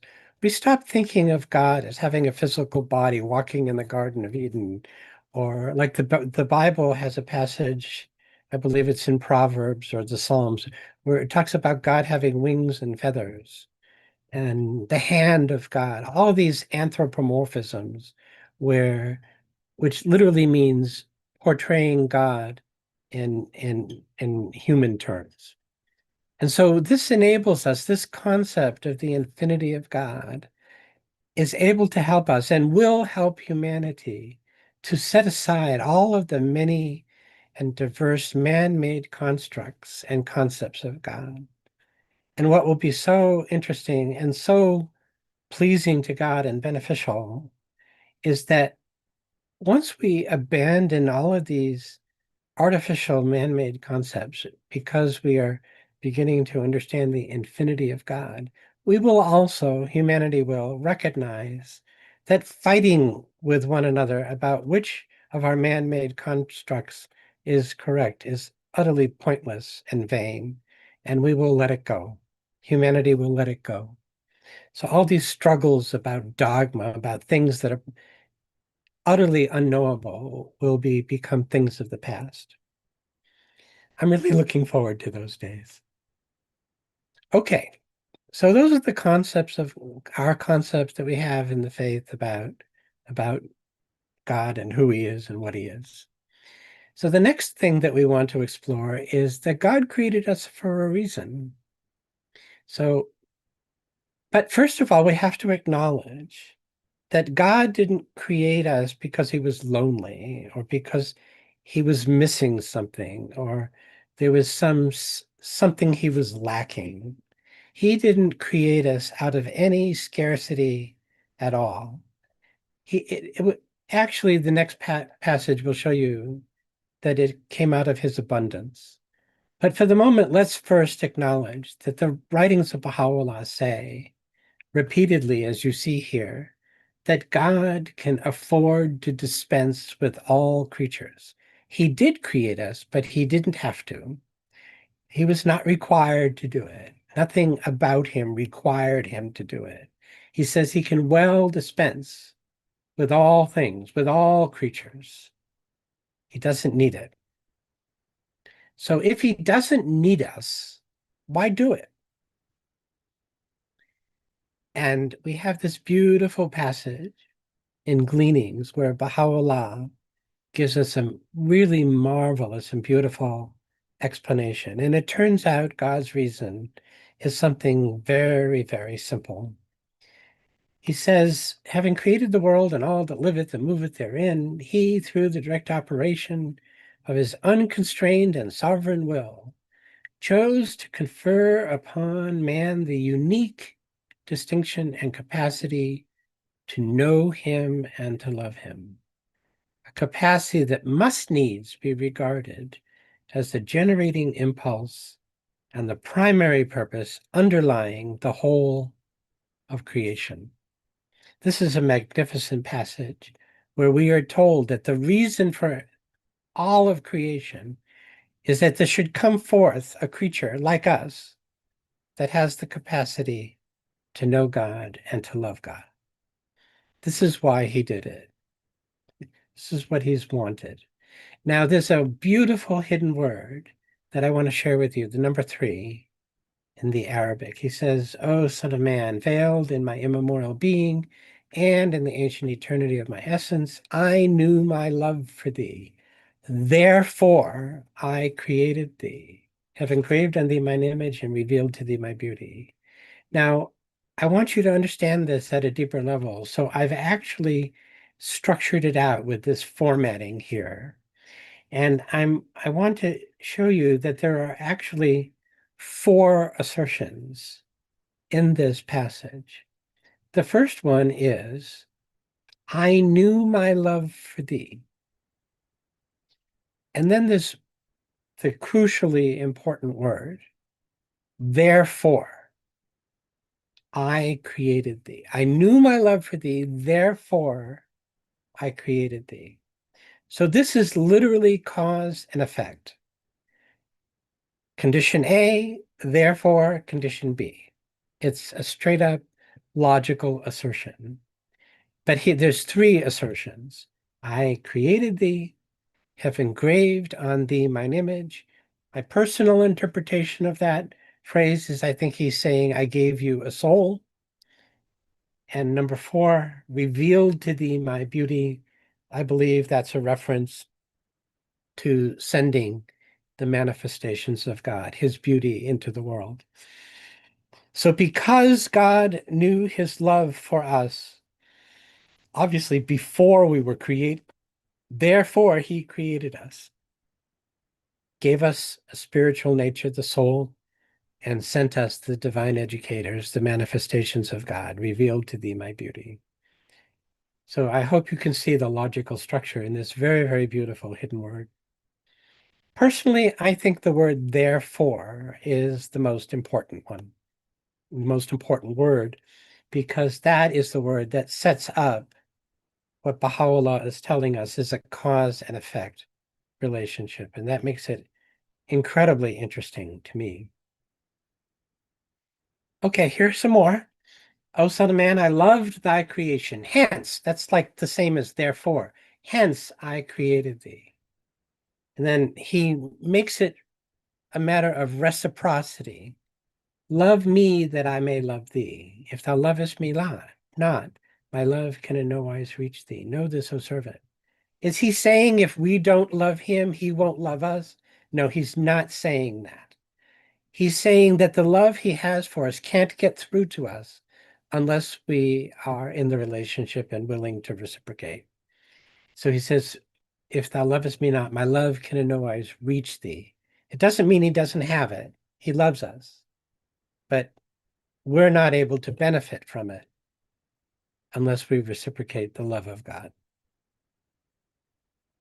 Okay, so if God is so infinite, how are we supposed to get to know him and love him?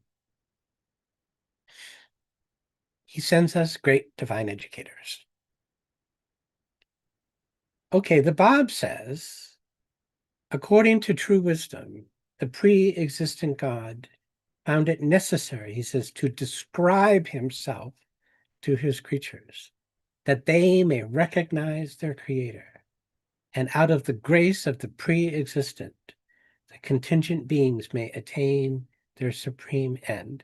So here's a place where we see that what's operating behind all of this is divine grace. We didn't deserve any of this. This is all given to us as exalted acts of heavenly grace.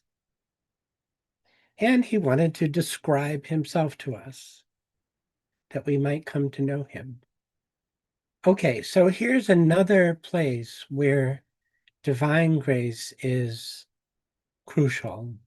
It says, the door of the knowledge of the Ancient of Days, being thus closed in the face of all beings, the source of infinite grace, according to his saying, his grace hath transcended all things, my grace hath encompassed them all, hath caused, so there's your cause and effect relationship again, hath caused those luminous gems of holiness to appear out of the realm of the spirit. So these luminous gems of holiness, if it's not obvious, these are the divine educators, the manifestations of God. So cause the luminous gems of, those luminous gems of holiness to appear out of the realm of the spirit and the noble form of the human temple and be made manifest unto all men. Notice a little further below, he says, through them is transmitted a grace that is infinite.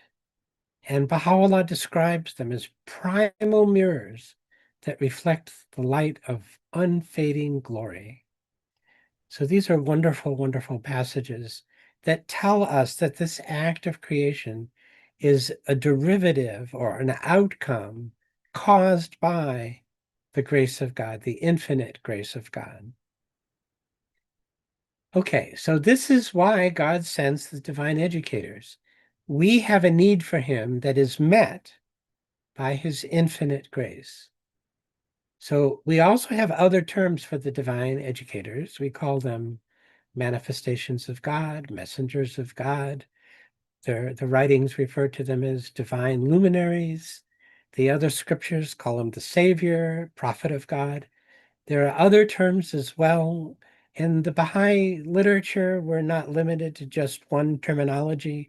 All of these are applicable to these great, wonderful figures of history, the manifestations of God, the divine educators.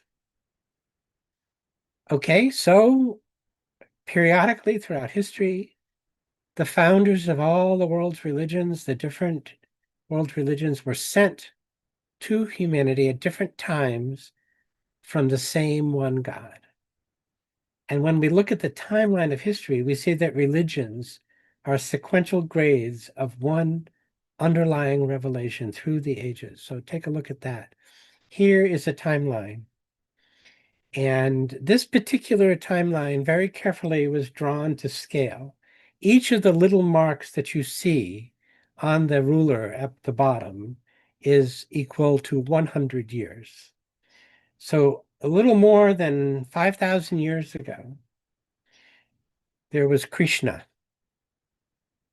And then close to like 39, almost 4,000 years ago, there was Abraham. And then around 1300 BC, a little bit more than maybe around 3,500 years, there was Moses. And around 1000 BC, or about 3,000 years ago, there was Zoroaster. And then Buddha, roughly around 563 BC. Then Jesus, of course, 2,000 years ago. Muhammad, he received his revelation in the year 610 AD. And then, of course, you know, something that had never happened before, at least that we know of, two divine educators delivered to mankind in the same century. And that's a truly unusual event. And way over here on the right, where it says today, that last little mark is a 100-year period. So there we go, about 180 years. Okay, so that's the timeline. And you see that the divine educators are spread out, roughly speaking, every 500 to 1,000 years, all sent by the same one God. Now, if we just look at the Abrahamic lineage, we would take out Krishna, Zoroaster, and Buddha, and that's what the timeline looks like just when we look at the Abrahamic figures. So they're all working on the same team, every one of them. They're teachers working for the same God. They're cooperating members of one school faculty in the school of God, which is all of creation. They're all team members working together. So just for fun, one day, I asked AI to take that image and portray them as humans. Now, in the faith, we don't portray the manifestations of God. And this is not in any way meant to be taken literal. And please don't anyone think that I'm being literal here. And this is just the idea of the great messengers of God getting together in a huddle, like on the football field, working together, consulting and making their plans together for the education of humankind. And I also decided to have a little fun with this, and I asked my AI art generator to do the same thing with the faculty, but showing a little more of the cultural and religious diversity. I was having a little fun with that. Okay. This is it's pretty interesting, but it gets even more interesting. The divine curriculum is designed to align with God's purposes. So here's a little graphic I created. It's not part of the writings, it's just what Ed came up with. So if you like it, fine. If you don't like it, that's fine too. But I'm just trying to suggest some ideas here. So you got over here the purpose underlying all of creation. And so the purpose underlying all of creation is going to inform or have a direct impact on the purpose of divine revelation, which will, of course, be directed at the goal of divine curriculum. And the goal of the divine curriculum, God's education through the ages, will be directed and guided by the purpose underlying all of creation. Well, the divine curriculum and the purpose of divine revelation, both of them will feed directly into the purpose of man's creation. And then the purpose of man's creation will align perfectly with the purpose underlying all of creation. So what I'm trying to show here is that these different aspects of the concepts, these different pieces of the puzzle, they're all interconnected and all aligned with one another. Now, of course, this is just one possible diagram, and I'm sure there are dozens of other ways of portraying it. But this is one thing that I offer for as a possible helpful way to conceive of the relationships. Okay, so if the purpose of underlying all of creation is to confer upon man the ability to know God and to love God, then the entire divine faculty, all of the divine educators, everything that they teach us is going to be directed towards that purpose of knowing and loving God.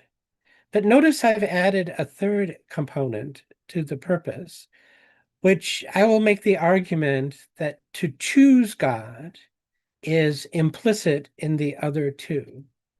So think about loving someone. If we were programmed like robots and it was in our computer programming to love God, and we wake up every morning and we run our computer program inside our brains and we say, I love God. Does that seem like actual love? I wouldn't think so, because we could just as easily have been programmed, I hate God, or I don't know God, or I don't know what to think about God. We could be programmed any way the programmer wishes us to be programmed. Or think of it this way, I have a computer, laptop right here. What if every morning when I boot up my laptop, the computer automatically plays a sound file saying, I love you, Edward. Should I feel wonderful and comforted by that? Again, no, because it's just a computer playing a sound file. It doesn't even know the meaning of what it's saying because it's not a conscious entity. It's not choosing to love me. Similarly, with the concept of knowing something, to truly know something is to voluntarily acquire the knowledge of that thing. A book on a bookshelf might contain an enormous amount of knowledge, but does the book know the contents of itself? No, of course not, because the book is just paper. It doesn't have a conscious mind. It doesn't have the ability to be aware of what's in it. It doesn't have the capability to reflect on or think about what it knows. It's just ink and pages on a book. So I'm making the argument here that knowing God and loving God requires the human ability to choose God. We have to be able to say no in order for when we say yes to be meaningful. So the divine curriculum, I would say, should be directed towards the capabilities that will enable us to know God, to love God, and to choose God. So God's purpose for us is that he wants us to be spiritually virtuous. So he created us on these beings on earth with fantastic cognitive, emotional, and spiritual abilities. He gave us a soul that has the capacity to know him and to love him. And that same quote that I quoted earlier, that same passage from Gleanings that talked about knowing and loving God, also has this in the same paragraph even. He says, upon the reality of man, he hath focused the radiance of all his names and attributes, and made it a mirror of his own self. Alone of all created things, man hath been singled out for so great a favor, so enduring a bounty. So he has given us the ability in our inherent spiritual nature to reflect the attributes of God. He wants us to be spiritual beings, and he gave us in our souls the capacity to become that. So here's a passage from the Bible saying pretty much the same thing from the book of Genesis. And God said, let us make man in our image, after our likeness. So God created man in his own image. In the image of God created he him, male and female, created he them. So the image is not a physical thing because men and women don't exactly look alike. They're different. So, but both of them, the male and the female, qualify as being made in the image of God. So this brings us back to the quote from Baha'u'llah, which says it's about the spiritual attributes of God. Anyway, you see the Bible is talking pretty much with the same voice, the same sound, and the same themes as Baha'u'llah later did. Now, it's very, very interesting. Abdul-Baha has this really wonderful quote. God's cause is spirit unalloyed. Its only army is the love of God. Its only joy is the clear wine of his knowledge. Its only battle, the expounding of the truth. Its one crusade is against the insistent self, the evil promptings of the human heart. So that's absolutely fascinating. The writings are declaring that evil is the insistent self. This is the material animal side of human nature. Anyway, it's a marvelous quote, very important. It's in selections from the writings of Abdul-Baha. Now, we have a statement from the House of Justice amplifying or expounding upon this theme. Every human being has a spiritual nature and also a material nature. His purpose is to subdue the material nature, which we got from the other quote is called the insistent self, which inclines him to evil. And with the aid of the divine teachings to develop his spiritual nature, obviously that's referring to the soul, so that he can manifest praiseworthy attributes. This is very succinct. So evil is not an outward being somewhere and not an entity called Satan, although the Baha'i writings use that imagery. Evil is the insistent self. It's the material side of our existence. And the soul is our spiritual nature. And we are supposed to benefit from the divine teachings so that the spiritual nature subdues the material nature and we become heavenly beings as a result. We still need our material nature to function in the material world, but it's the spiritual nature that should be on top, ascendant, in charge, running things at all times. So God has created all in his image and likeness. Shall he manifest hatred for his creatures and servants? This would be contrary to the will of God and according to the will of Satan. So here Abdul-Baha is using the imagery of Satan. But look what he does next. by which we mean the natural inclinations of the lower nature. This lower nature is in man is symbolized as Satan, the evil ego within us, not an evil personality outside. How cool is that he laid it out so clearly? So Satan is the insistent self. It's within us. It's not some other being that we have no say over. We are both accountable because it's our own nature or part of our nature that's doing the bad things. But the good news is because it's within us, it's also something that we can learn to control and improve upon. So just to be clear, the concept of Satan and the devil as an actual being opposed to God is rejected by the Baha'i teachings. But the term is understood by Baha'is to mean the promptings of self and desire and the dark side of human nature. So this is like crystal clear at this point. So what the mission of the messengers of God is all about is transforming our material to our spiritual nature. Material civilization is like the body. No matter how infinitely graceful, elegant, and beautiful it may be, it is dead.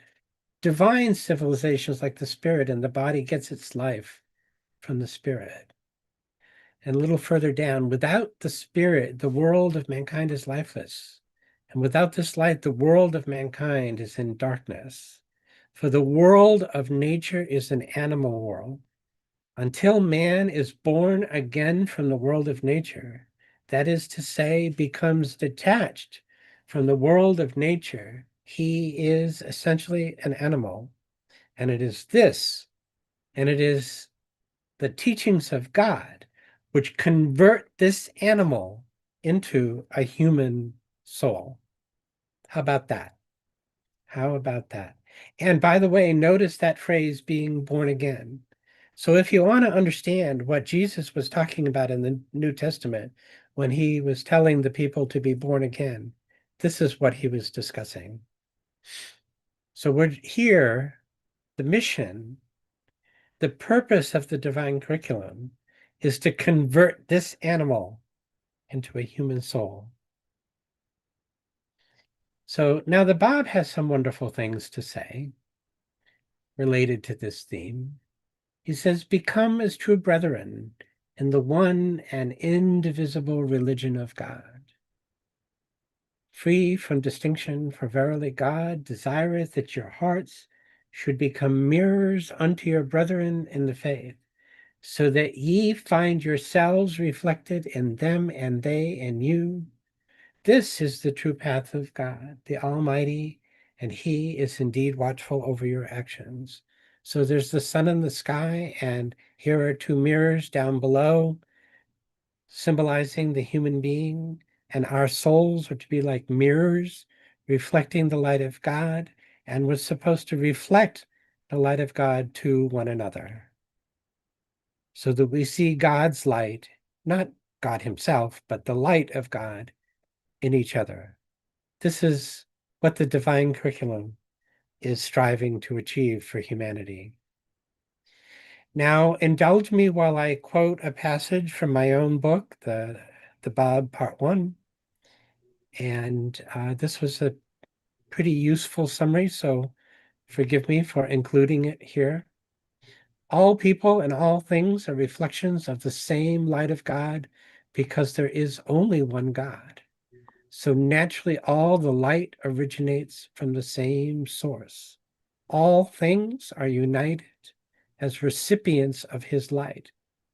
The sun doesn't descend into the mirrors. God shines his primal light upon all, and they reflect the signs of his revelation. Humanity is one because we are all mirrors reflecting the same light from God. This is actually, in my opinion, the spiritual rationale, the spiritual logic behind our central principle in the faith of the oneness of mankind. Or put differently, this is the reason why the oneness of mankind is actually true. Anyway, that's an opinion of mine. Take that for what you may think of that. Okay, so this isn't just rhetoric. It's God's plan that we are to be as one family, shining the virtuous light of God upon one another. And our task is to do everything we can do to achieve it, and by God's grace and guidance. Now, here are some of the attributes of God. The Muslims have a tradition where they talk about the 99 names of God. This is actually an artwork I found with all of the names portrayed in Arabic, and there's too many to go through in this presentation, so I just selected a handful for you to look at. All-knowing, all-wise, loving, kind, bountiful, generous, and so forth. You can see them on the screen. And these are all examples of the attributes of God, which we are supposed to learn how to embody in our lives, reflecting upon one another, showering each other with these divine virtues. Now, here's an interesting thing about our potential to reflect God's attributes. So we're sort of at a crossroads, at a choice, at a moment of choice. This is a little video I acquired in order to portray this principle of having a choice between the spiritual nature and the material nature. Each of us is at a point where we choose to know God, to love God, and to choose God. And we choose, are we going to succumb to our material nature, the insistent self, or are we going to conquer self and lead towards our angelic nature, our virtuous side? Anyway, so we're starting to get a pretty clear idea about the substance of the divine curriculum. Abdu'l-Baha has this interesting statement: the mission of the prophets of God has been to train the souls of humanity and free them from the thraldom of natural instincts and physical tendencies. So if we go back and we look at the different revelations, some of the revelations in history. So Abraham's primary emphasis was on the oneness of God. Moses primarily focused on the law of God. Jesus's revelation primarily emphasized the love of God. Islam, Muhammad's revelation concentrated in submission to the will of God. The Bab's revelation, as you just saw, talked about us becoming reflections of God. And then, of course, Baha'u'llah's revelation encourages us to achieve and asks us to achieve the unity of the human race. So we're learning how to know and love God and choose God. We're elevating the soul above self. We're conquering the insistent self. We're striving to make human nature heavenly. Of course, in this process, we're preparing our souls for the afterlife. And of course, achieving the oneness of humankind, we will establish God's civilization on earth. Do these sound like pretty amazing goals for the divine curriculum? Okay, so all of this, everything we've discussed, is why all of creation is a classroom. So, as I've explained, the divine curriculum approach is initially inspired by the teachings of the Baha'i Faith, specifically progressive revelation, but it also draws from the scriptures of the world's religions. They're all speaking with one prophetic voice. So here's the elements of the divine curriculum analogy. So God is the owner of the school, the director. All of creation is the school, the classroom. Human beings, we are the students. The divine educators are the teachers. The scriptures of the religions are the textbooks, and the teachings are the curriculum. It's remarkable how well this analogy lays out. It's quite interesting. And as you saw from the beginning of our talk tonight, this was derived directly from the sacred writings of the faith.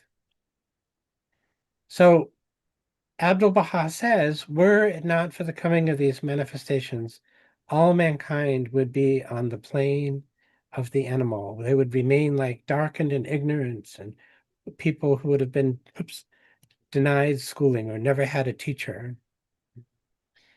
So here's the quote, couple of quotes again. All mankind may be considered as pupil or children who are in need of a divine educator and a real teacher. And here's a couple more. So the holy manifestations of God, the divine prophets, are the first teachers of the human race. They are the universal educators and trainers. Okay, these are the names of the teachers. We've touched on this already. There are other teachers, by the way. These are just some of the most widely best known names in history. So it's very, very interesting that this approach to the divine curriculum doesn't allow for the showing of any favoritism or partiality. There's no part of this story where we say, my guy is better than your guy. And so it's very, very interesting that someone in Baha'u'llah's lifetime wrote to him and asked him a question, which we have this in Gleanings. The question was, which of the prophets of God, which of the divine educators is superior to the others? Now, Baha'u'llah didn't get upset with this person. He was very kind and very gentle about it. He says, no, assuredly, that the essence of all the prophets of God is one and the same. Their unity is absolute. But then very explicitly, he lays down the law. To prefer one in honor to another, to exalt certain ones above the rest, is in no wise permitted. So that's about as clear as we can make it, that this approach to the religion of God doesn't allow for any partiality. No sense of favoritism of any kind is permitted. So every one of them is a mirror of God, reflecting not else but himself.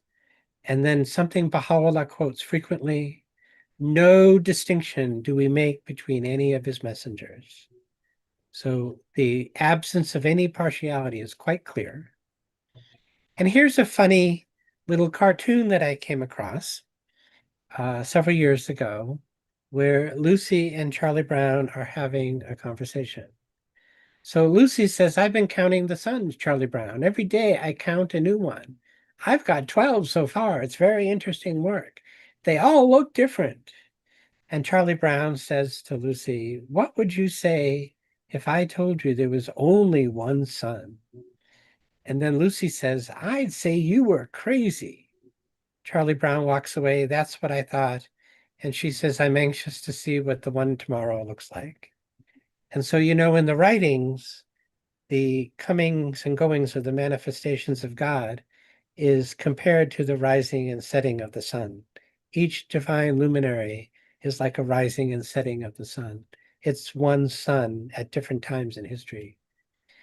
So this approach views all of the great divine educators in their historical times and contexts, views them on the timeline of history, and God's the one that put them on the timeline, not us. So I've already covered this point. So one more time, here's the timeline. Okay. These are the scriptures that each of them brought. All of them is considered like the textbooks.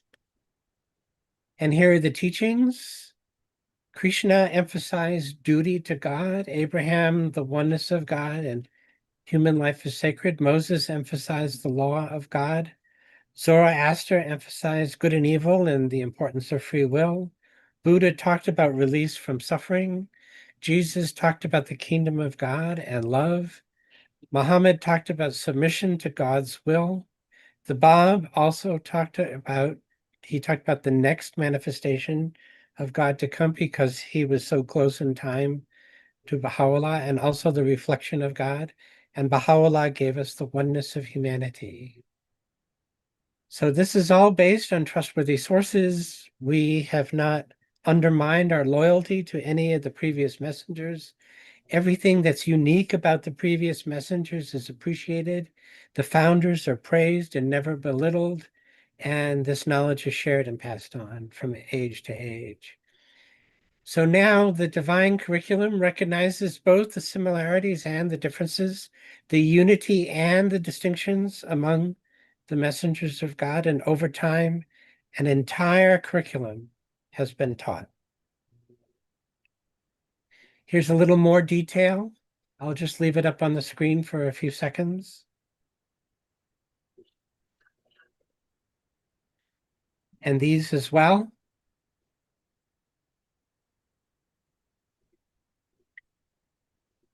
Okay.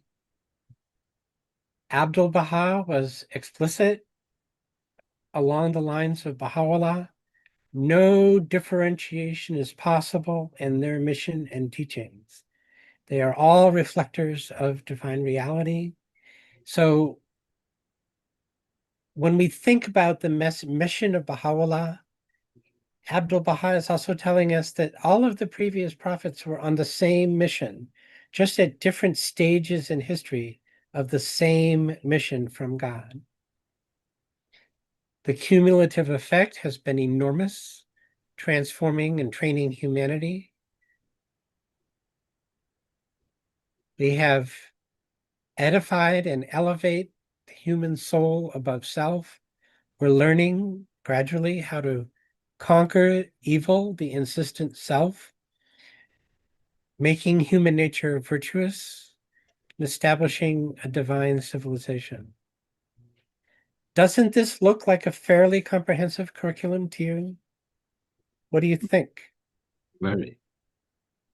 It's pretty amazing what God has accomplished for us in the last 4,000 years. Over time, the oneness of these prophets, their unity and their distinctions, an entire curriculum has been taught. These are like pieces of a jigsaw puzzle. Together, they're revealing the total reality.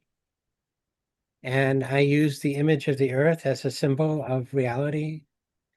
The pieces of the puzzle are similar and the pieces of the puzzle are different.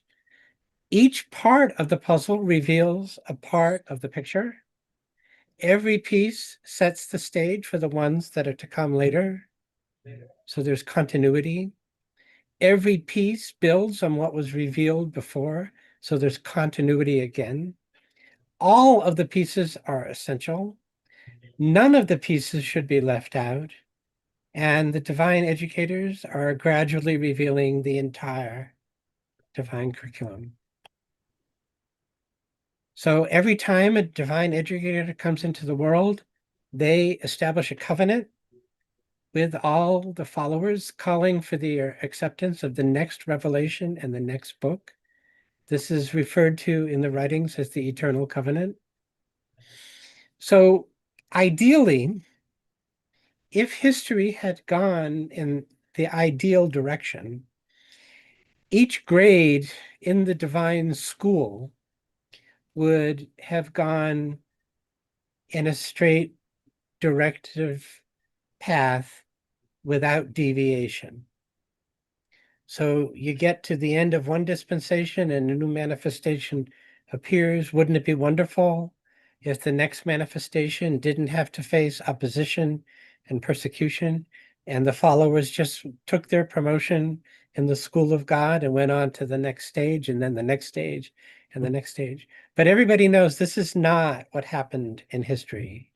History is, well, okay, so I'll skip that slide. Okay, here, oh, there it is. Okay, great. Excuse me, how long more you're going to be there? Because we have 20 minutes right now over. Okay, so we're almost done. We're almost done. All right, thank you. So if you rejected a previous manifestation, you would have remained as a Jew, you would have remained as a Zoroastrian, you would have remained as a Buddhist, you would have remained as a Christian, you would have remained as a Muslim. So this is how the different religions have continued to exist in the world instead of being united. So I'll skip that. So the divine curriculum distinguishes between God-given truths and priest-prompted superstitions. It is often at odds with the doctrines of the theologians and the clerics, but it is faithful to the sacred writings. Okay, so where is this process taking us? It's bringing us to the place where we can know God and taking us to the purpose of our creation. Salvation for every individual and for all of society, expressed at the collective and the individual level. Unity and love at all these different levels of existence. Belonging, all the teachings of Baha'u'llah bring us to the stage of human development where we all belong to one family. We are achieving in this age the consciousness of the oneness of mankind. And Baha'u'llah says the well-being of mankind is peace and security are unattainable unless and until its unity is firmly established. So the specific roles of the Bab and Baha'u'llah. So we have a timeline of history.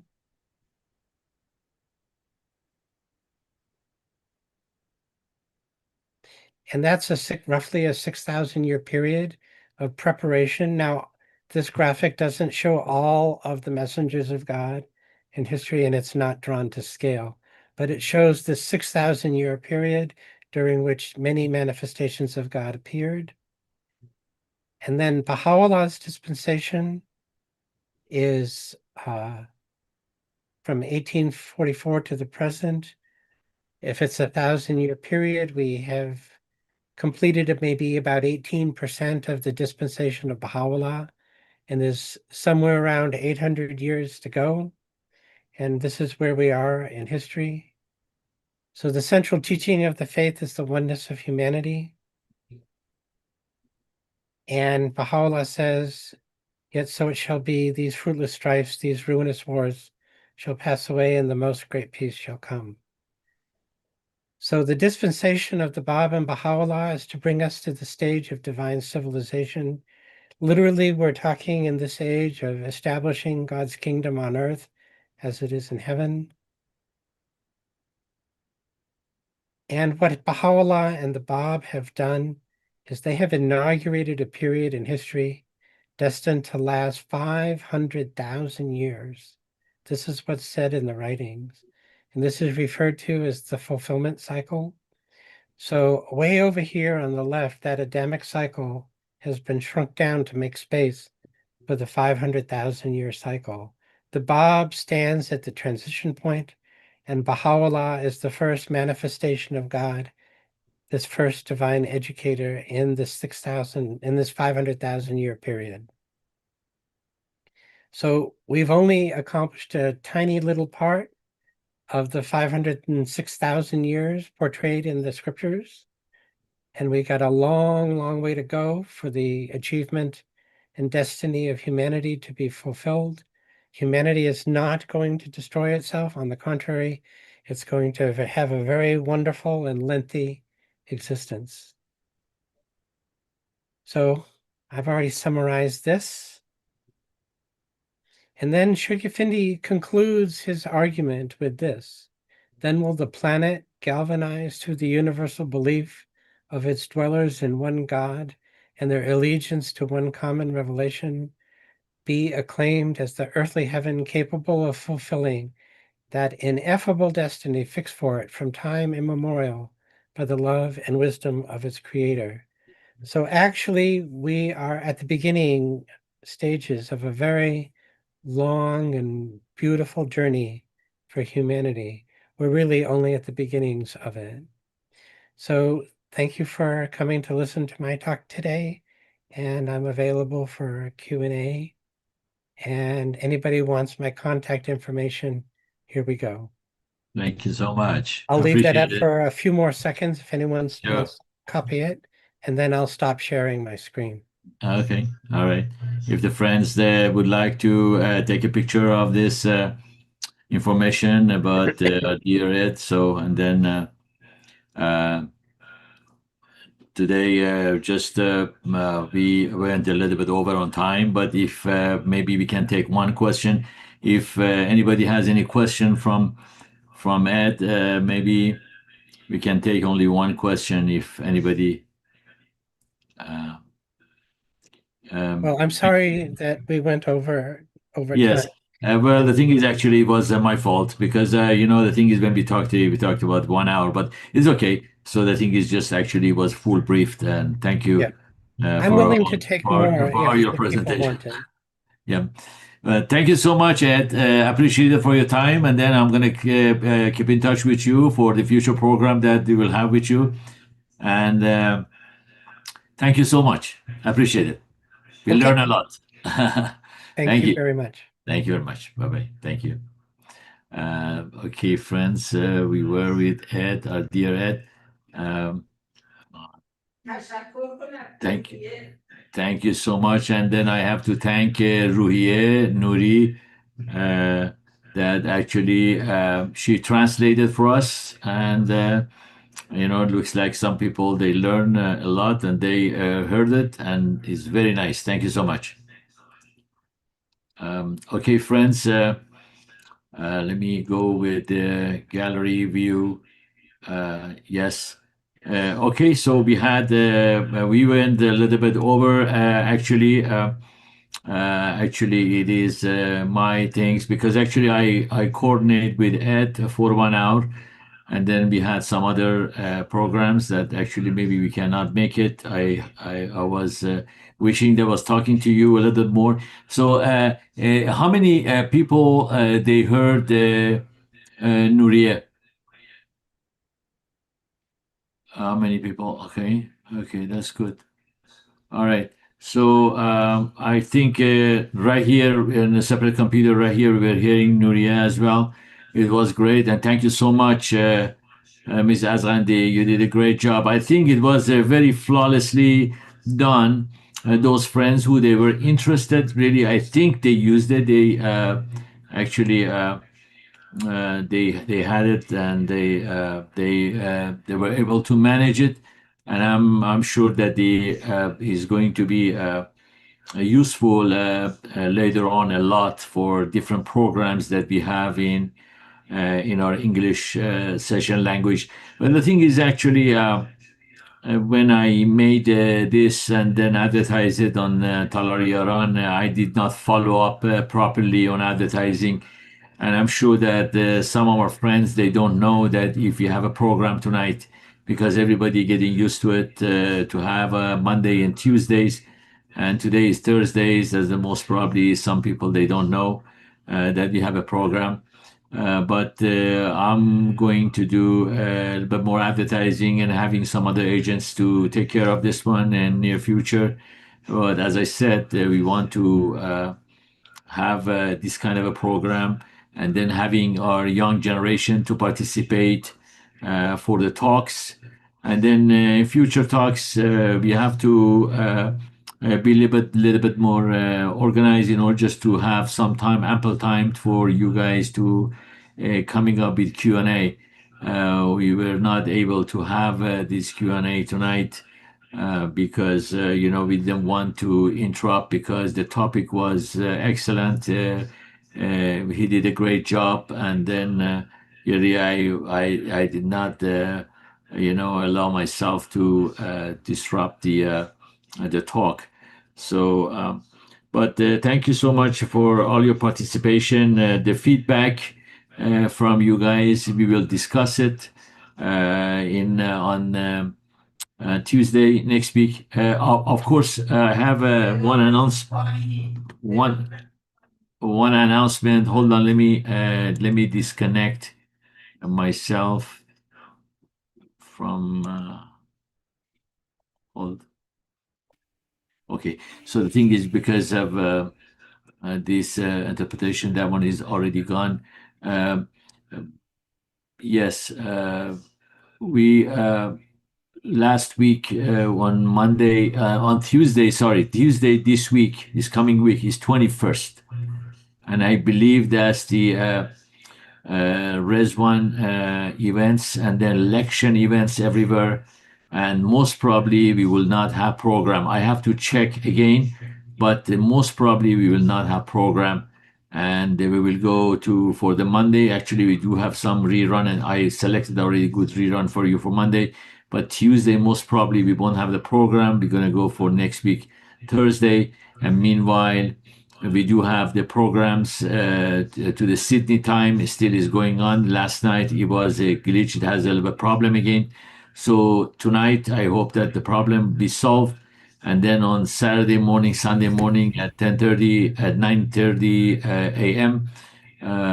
Actually, the site will be open for 10:30 programs for Mrs. Sapa and Dr. Meshki. So, but thank you so much for from everybody. And then I think let's go with it. Ladan, do you have any questions? I don't have any question. The only thing, the Resman First is on Mondays in LA. We celebrate on Monday night. And you didn't send any advertising for tonight event. That's why the people didn't know. Yes, yes. Well, yes. Well, the thing is, actually, I was so busy talking with Talar, with the people, and then I didn't go through the advertising. I thought that everybody was briefed last week, but anyway. So I'm sure that the people they do need more more actually information in order just to just remember things. But very soon we are going to have it. Next week, if I see that I have to check, because actually, as a matter of fact, we are organizing it ourselves right here in our community for the election. I have to check again. I'm not sure so much 100% for Monday or Tuesday. If I see that the Tuesday is free, then I'm gonna have a Tuesday program. Otherwise, everybody moves to next Thursday. Thank you so much for participation. We will talk about this session and outcomes and voting, your ideas, your opinions, and everything next week.